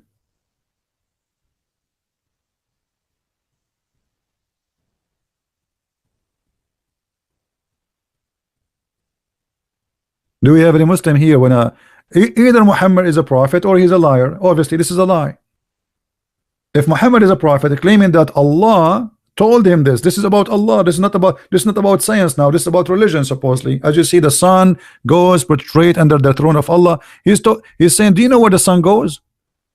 You see what the question, guys? So the Muslim cannot play games and say this is not do you know where the sun goes? At the time of the sunset, he said to him, do you know where the sun goes? So this is about where the sun goes, and he explained. So this is a sign of the judgment day, and the son of the judgment day, that the sun would appear from the west. Why? Because the sun goes every day from the east to the west and sleep on the throne of Allah, and then one day Allah will not allow the sun to come from the west. He will allow it to come from the east. He will allow it only to come from the west. This is alone proven to us that Muhammad, all his signs of judgment day is a lie. Any Abdul?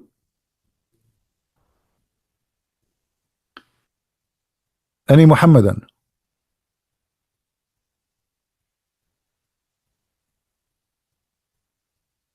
If there is any Muslim who would like to call me right now, right here, and challenge me, feel free, please. Proverbs. We don't want to change the topic, my friend. And the Taoist tribe. I don't know what do you mean. If there is any Muslim would like to call me, this guy Naku, whatever his name, before he called us, he's a kid, right? Isn't this is the same kid he called us before?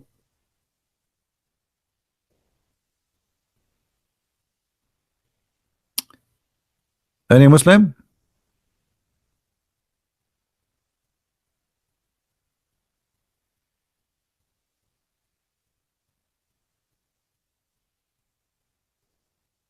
Clear signs that Muhammad is a false prophet. What else? Are we done? No, we are not done. There is endless. What about Muhammad claiming that the sun set in the murky water? And this is in the Quran. And this is confirmed in the Hadith. And this is a Sahih Hadith. I was sitting behind Allah Messenger who was riding a donkey. While the sun was setting, he asked, do you know where the sun set? I replied, Allah and his apostle knows best. He said it's set in a murky water. Is this hadith is sahih? Absolutely. This is sahih book. And this is the reference. So according to your God, and by the way, this is Quran. The Quran says the same, that Zulqarnain, he found the sun setting in a murky water.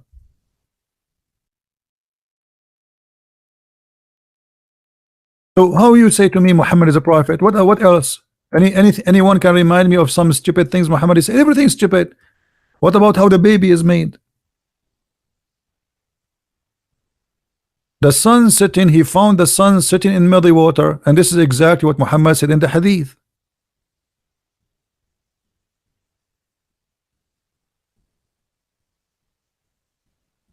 This guy is saying to me, read the full hadith. We did read the full hadith. Are you stupid or what? We did. Guys, Fahim, he's being Fahim now. He's saying to me, read the full hadith. We did. Didn't we? This is the full hadith. Which hadith you want? Here we go. I was sitting behind Allah Messenger. Is that the part you like, Fahim? I think this is the one you like most. You are saying to me, read the hadith. This is the hadith. It's 2 lines. And we are showing it in the screen. And I think this is what is interesting you. I was sitting behind Allah Messenger. I was sitting behind Allah Messenger, who was riding a donkey while the sun was setting. He asked, do you know where this sit? I replied, Allah and his apostle knows best. So Muhammad, he claimed that he is speaking for Allah, and he is speaking as apostle of Allah. He said, it set in a spring of murky water. Okay, I did read the hadith. What do you want to say, Fahim? What's your comment? Are you satisfied now?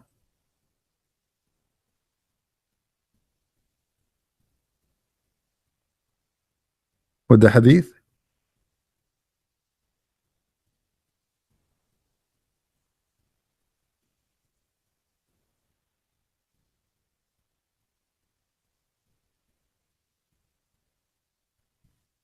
So how Muhammad is a prophet and he prophesied the sun movement? Forget about this sun stuff. Let us see something else from the Quran. Quran, you know, Muhammad is a prophet, right? Okay. Muhammad, the prophet in the Quran, he found where the sun rise. His God, he found where the sun rise. The guy, he changed his direction, Zulqarnain, Alexander the Great, and then he followed away. The one is talking is who? Allah. Until when he reached the rising of the sun, not the rising of the sun, by the way, the rising place of the sun. Change the translator.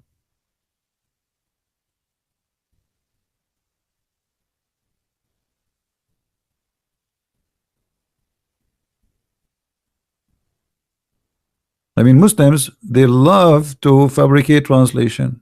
Let us see. Till when he reached the rising place of the sun. Hey Muslims, where is the place where the sun rise? How this guy he reached the rising place of the sun? Muhammad now is telling us about the past. He's a prophet. A past nobody knows. Correct, guys? Prophecies can go back on time, which telling about something nobody knows. Usually prophecy, when we say prophecy, is about future, like telling us what will happen. But now prophecy goes backward. Muhammad is telling us something nobody knows, only him. And what he knew, Allah is talking now. This is Quran. Allah is the one is talking, not Muhammad. The man, Alexander the Great, he keep walking until he found where the sun setting place is. Okay, Muslims, where is the setting place of the sun?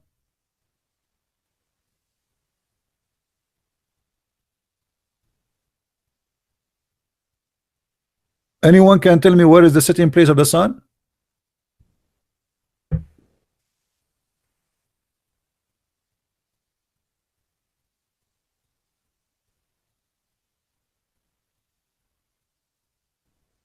I thought the sun rise everywhere. I do not need to travel anywhere. This guy he changed his direction. First, he found the setting place of the sun, and he found it sitting in a muddy spring of water. Okay, that's a good deal. Now he changed direction. He followed another road, and now he keep walking. And this, by the way, this is take years. This is about the life of Alexander the Great, who spent years in war until he reached the rising place of the sun. So this is not a one-day trip, 2 day. This is years. So now what Muhammad is trying to say, he found the sitting place of the sun. That is the west, the end of the earth. The earth set the sun. He found the sun in the murky water. He changed, and now he start attacking the west. The east. until he reached this rising place of the sun. So Muhammad, he claimed that there is a rising place for the sun, a rising place and setting place for the sun. And now he found the sun rising on people, and there's people next to it. There's people who live there. Is that a prophet of God?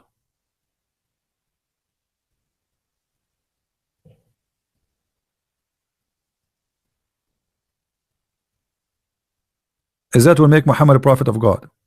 Actually, I'm thinking to make a small videos better than making this video, because those videos are really long, right? So will be maybe hard for you. So I'm thinking to start making a new series of videos, like each one of them is like maybe 5 minutes, talking about each one of them alone, and post it and you download. What do you think, guys? I will say the same thing I said in this video, but I will make it easier for you to download. So later, maybe today, later, I'm going to make you can join me if you want. I will go live, but it will be very short. So don't be bored. Don't be surprised why it's 5 minutes, because the purpose is to make it short, so you can download it easy and you can share it easy by email, by Facebook. Like the videos we make usually are very long, and it's very hard for people to take like a topic at a time. So I will think about it, even though it take more time from me, because go live, off, live, off, low. But we can do that. We can do that. Why lie about the prophecy? Well, Islam Dawa, do you like to call me my friend? Islam Dawa is saying I'm lying. Islam Dawa, I have a challenge for you. Do you dare to call me and to prove me lying about the prophecy? What do you think, guys? Do Islam Dawah dare to do so, or he is just a mouth behind the text? Islam Dawah, I have an open challenge for you. Do you dare to call me live and show the people that what I am saying is a lie?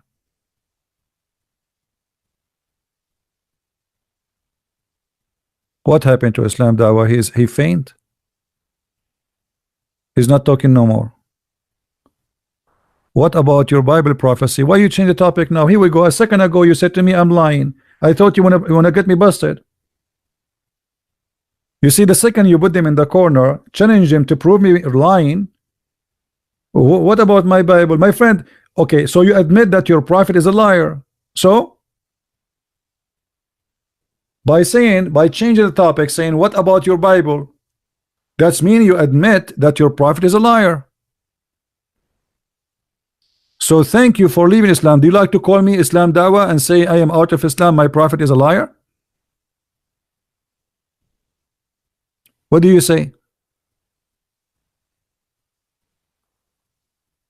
Because either you take the challenge you just made that I am lying and you prove it to everybody, and everybody will listen to you. I will give you all the time to talk. What do you say, Islam Dawah?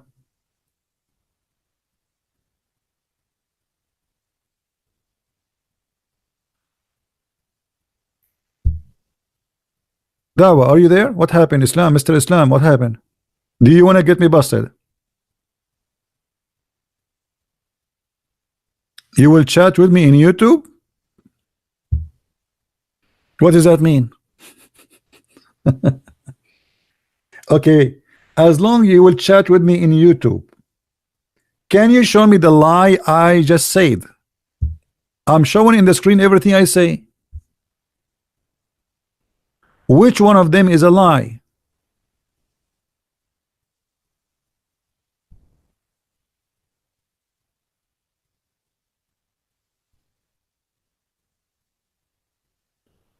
No answer. He found the rising place of the sun. I want to Islam Dawah and the Muslims who they are in the chat to tell us where is the rising place of the sun, where we can find that. And look what happened. There he found the people of Gog and Magog. Where we can find those people who Allah put them behind a dam? Any Muslim can tell us? If Muhammad is a true prophet, he prophesied that Alexander the Great, long time ago, he put a huge nation, they are very scary nation, warrior, and they have a very funny look, to the point they sleep inside their ear. The ear of each one of them is in the size of a tent, and each one of them, he can have sex and have 1,000 baby. So where we can find this nation, Gog and Magog?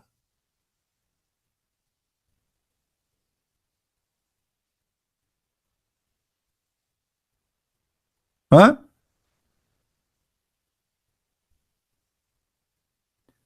Arabian prophet, call ultimate truth. This is you, ultimate fart.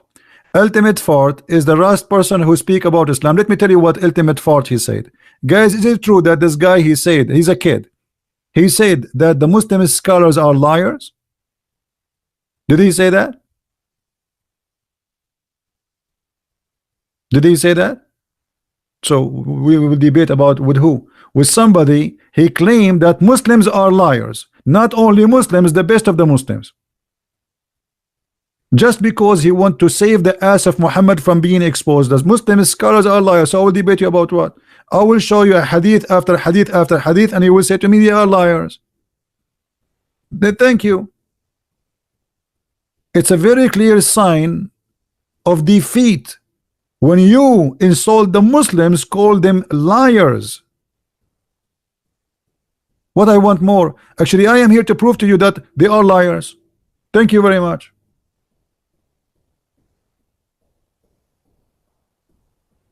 And as long you are there, ultimate fart, what about your answer? Answer, here we go. Where is the people of Gog and Magog?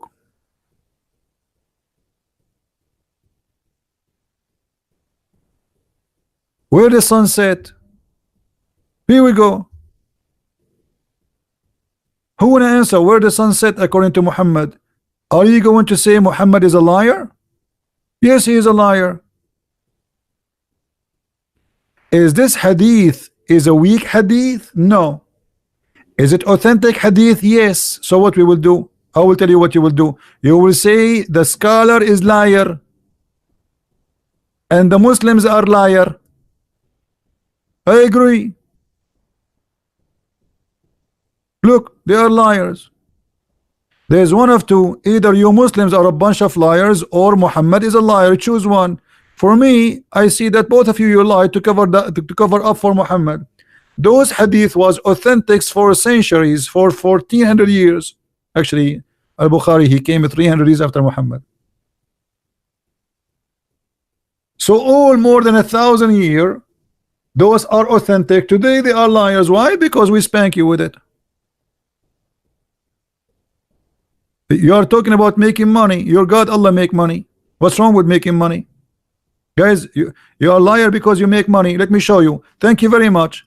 What the Quran says? The Quran says, follow those who ask you not for money.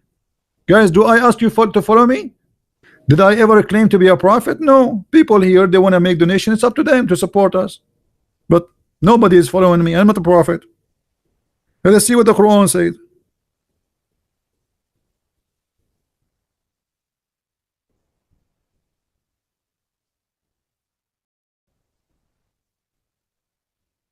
Read carefully and love. The Quran said, follow those who ask no fees. He asked you for no fee. Guys, is my program for free? It's for free. Nobody need to give any donation. The poor, the rich, the Muslims, the Hindu, the Buddhas, always welcome. We ask for no people for fees. You're a prophet in the Quran speaking about Paul. This is about Paul, by the way. The one here is talking, this is Paul. You Muslims keep attacking Paul day and night. But the one is talking here is Paul and Peter and Simon Peter and John, according to Muhammad. Follow those who ask you for no fees. Okay, did Muhammad ask you for fees? Muhammad not only asked you for fees, he asked you for your women to sleep with him. All cult leaders, they share the same thing. They like to have sex with their followers. To the point Muhammad, he made chapters about Allah giving him a privilege about sex. Privilege about sex? Yes, he's a cult leader.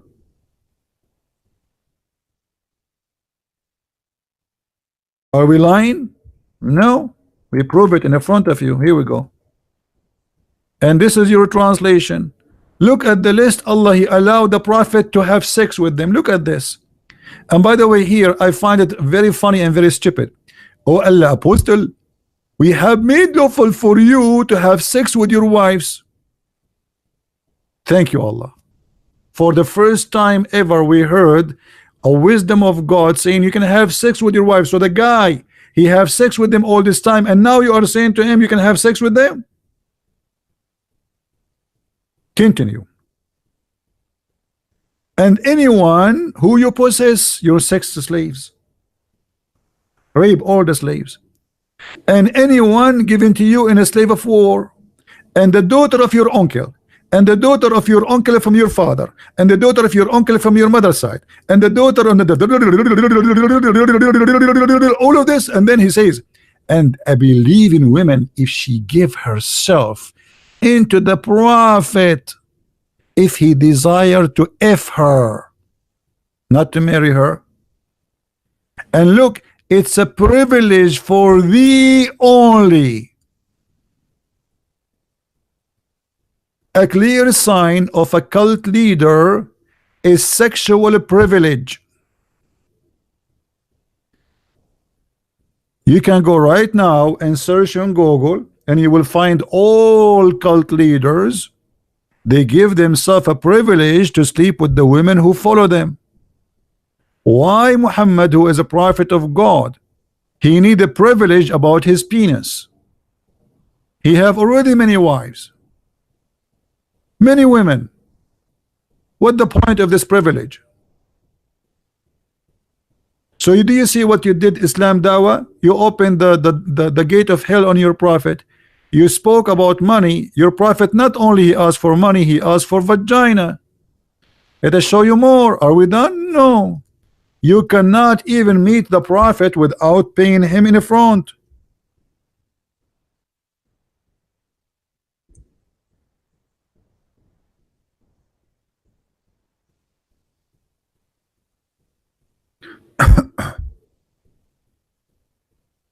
Is that true? If you don't like the translation, I will change the translation for you.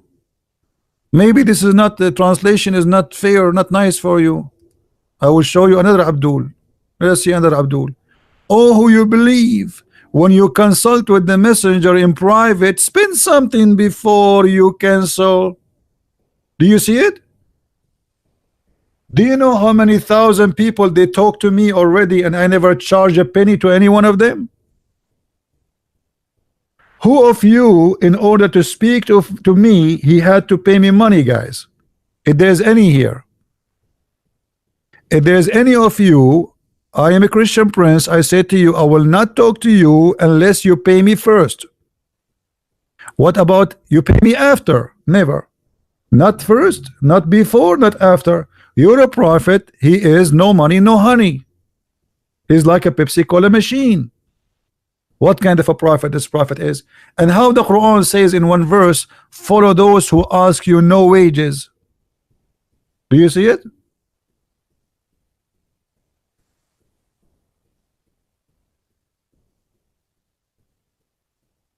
Actually, I have headache because I keep answering people emails. I give up Facebook as a Facebook and Skype because it's too much. I cannot even do work no more.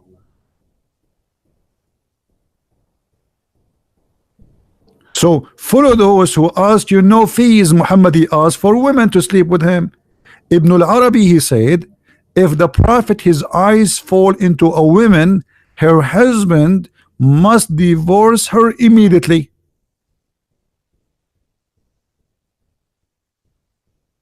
So he can have her. The Prophet, if you like your wife, you have to divorce her immediately? What does that mean?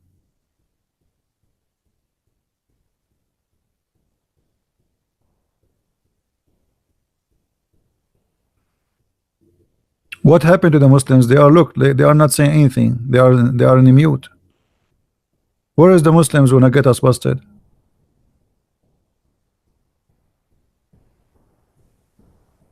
Huh? Keep bargaining and grunting. You damn right. All major signs of the end of the time about the truth fact 100. Okay, what is the major sign? Look at this Abdul. This Abdul is so upset from me. He always call me names. I mean, look at this Abdul. Okay, listen, Fee or free we. Okay, I want you to. I want to challenge you. Give me one sign your prophet he said it's come to be true. As an example, your prophet spoke about the sun set in the murky water. Did we find the sun setting in murky water? The sun rise in place, the sun set in place. Your prophet spoke about the beast. Your prophet spoke about the Antichrist, or the Muslims they call him at Dajjal, the false Messiah. Your prophet he spoke about that the plague will not enter Mecca and Medina, but the plague enter Mecca and Medina. You can go right now to the Saudi Arabia website, and they have studies about how many people die in plague. So how Muhammad he says plague will never enter Mecca and Medina?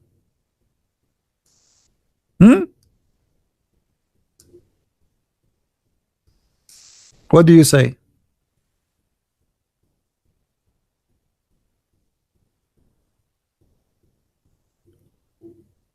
I think the only thing Muhammad he said is truthful is when he said that a Muslim in the heaven, like this guy free, he is going to give birth to a baby, and I would like to see that live on camera. A Muslim male, he is going to give birth for a baby. This must be true.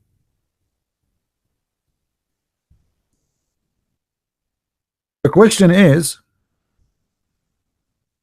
the baby will come from where? I challenge any Muslim to tell me where you are going to deliver the baby. Where from? You are a man, you are a man, you are a male, your name is Mimi Hijab. You have a beard. You hold a comp and you start camping your beard in the stage because the girls are looking. And now you are in the heaven of Allah. And now you have your belly getting bigger and bigger and bigger. What? Because you have a baby. And then you will deliver the baby in less than an hour. And by the way, here the word hour is not accurate. In Arabic it says hour, but hour in the Arabic in the time of Muhammad is like 15 minutes. This is what I call the fast microwave. I challenge you, the Abduls, they are in the chat, to tell me you will deliver the baby from where. I will give you three options: from your nose, from your mouth, or from your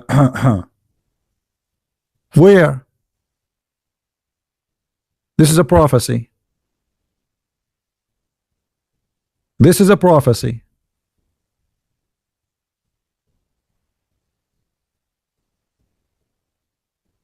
Are you against this prophecy or you support this prophecy?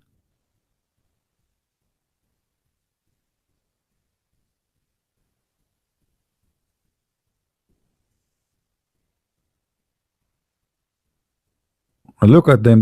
What happened to them? They are not there. They don't answer.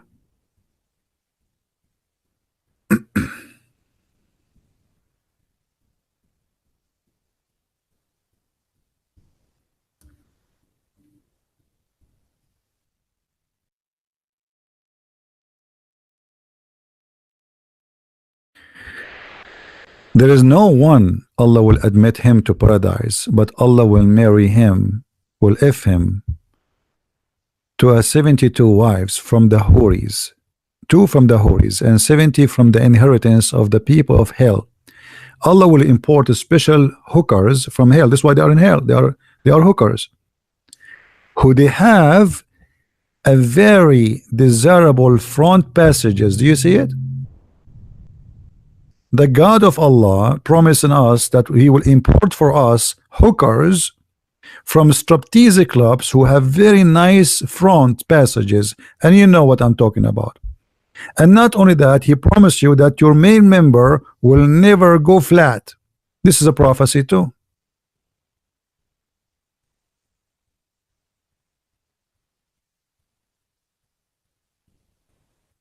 Are you proud?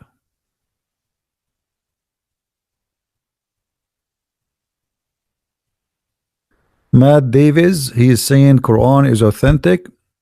Well, the Quran is authentic or not, Quran have nothing to do with peace. Uh, few days ago, many countries they were complaining about Saudi Arabia crucifying people, but this is in the Quran.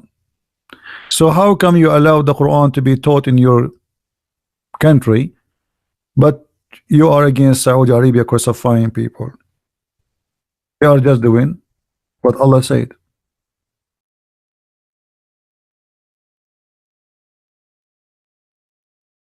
This is in the Quran. Cutting hands, cutting feet, crucifixion, putting nails in the eyes, it's in front of you. Chapter 5, verse number 33.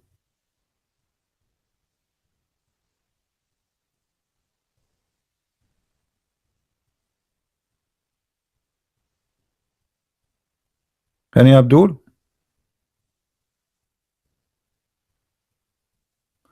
Come to Saudi Arabia, you will see. Who said I wasn't in Saudi Arabia? Maybe I know Saudi Arabia more than you. And what if I came to Saudi Arabia, what you can do? Actually, Saudi Arabia is the most safe place for me because the Saudi, they will never dare to touch me. I'm an American citizen. You will be trembling in your booty when you see me. Do you dare?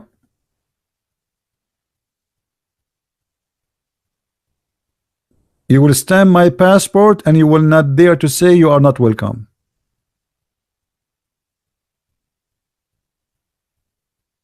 What do you say? I can go right now to Emirat. Arrest me, I challenge you. I can go right now to Qatar, the head of the Islamic Muslim Brotherhood. Do the Prince of Qatar dare to arrest me? I am an American citizen. Cowards.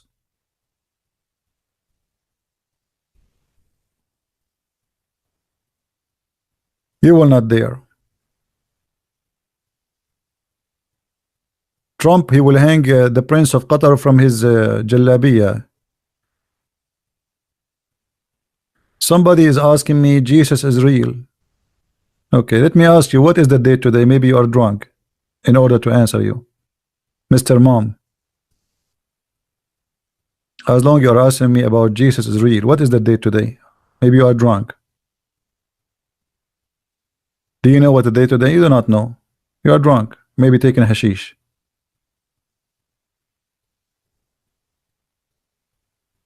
He's searching Google, what is the date today?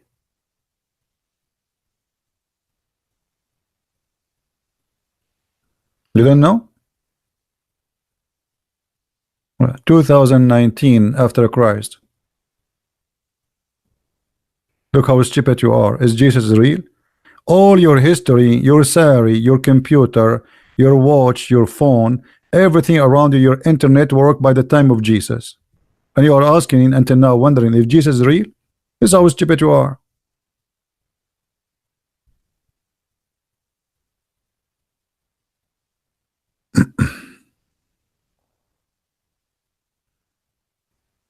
Do we have any Abdul?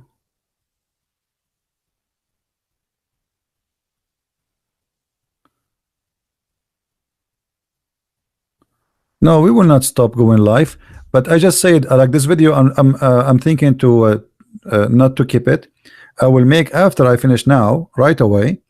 I will make small series of small ones, so you guys you can download it and you can share it easy, like 5 minutes, maybe 10 minutes each, like whatever time to finish the topic. But it's going to be short, like for sure less than 15 minutes. So you guys you can download it easy. Why Quran show the truth for you? Because you're an idiot. Where is the truth in the Quran? Show me.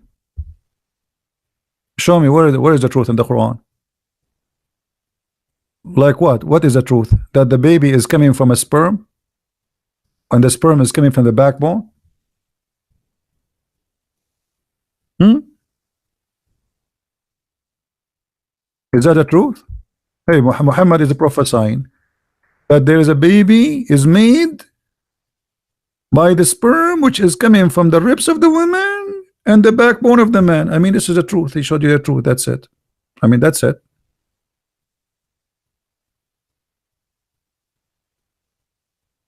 And by the way, my backbone is hurting because I donated a lot of sperm to the Islamic Bank of Sperm.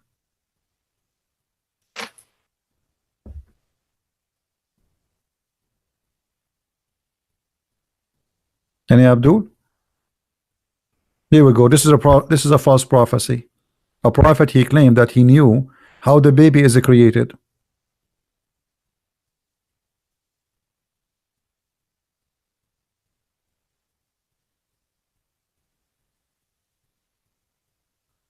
I mean, everybody in the world knows what is called balls for, except Muhammad. Muhammad, he never heard of something called testicles. Muhammad, he think that sperm is coming from the ribs of the women and the backbone of the man. If you don't believe me, I can go and open the tafsir for you. Let's go to the tafsir. All right, shall we? Go to the tafsir, brother.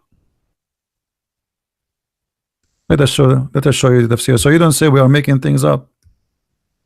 You see, I want to finish so I can go and do the small videos, but those guys, they are coming here. Let us see. We go to Ibn Kathir. We go to chapter 86. All right. And then, bingo. Read carefully with me. This is Ibn Kathir. Not my book, not my words. I have nothing to do with it. He is explaining to you the Quran, brother. MashaAllah. Look how the human mean is made. Okay. Proceeding, there's a gushing fluid, gushing forth fluid, sexual fluid, come bursting forth from the men and the women. Okay, from where? Let us see. It comes from both of them, proceeding from between the backbone and the ribs, meaning the backbone of the man and the ribs of the women. I'm really convinced Muhammad is a prophet. He showed me the truth. I was blind. Huh? Proceeding from between the backbone and the ribs, the backbone of Muhammad, the man, and the ribs of the women. Okay, guys, you know what? I'm going to stop here and I'm go back. Give me just 5 minutes. Just give me 5 minutes. I will go live and we will make series of false prophecy of Prophet Muhammad. And just take a note. We will not stay long, which means I will hang up after maybe 5 or 10 minutes and might come back again. So join us again. 5-10 minutes and I hang up and come back again, etc. Until I cannot, like, I get tired from this. Shall we do it? Shall we do it? All right. Let us hang up on here. And this video I'm not going to keep it, so because it's so long, and we will repeat the same things, but maybe no, we do not need to repeat. I mean, he have million lies. Why we need to repeat? But we can just cover some of the lies we mentioned. All right, there's no need to repeat. But I can provide you with endless lies of Muhammad. We are just showing like the most. We are just responding to the Muslims. Otherwise, everything this guy he said is a lie. So give me maybe 5 or 10 minutes. All right. And I will come back live on air again and we will do some more videos. All right. Thank you very much.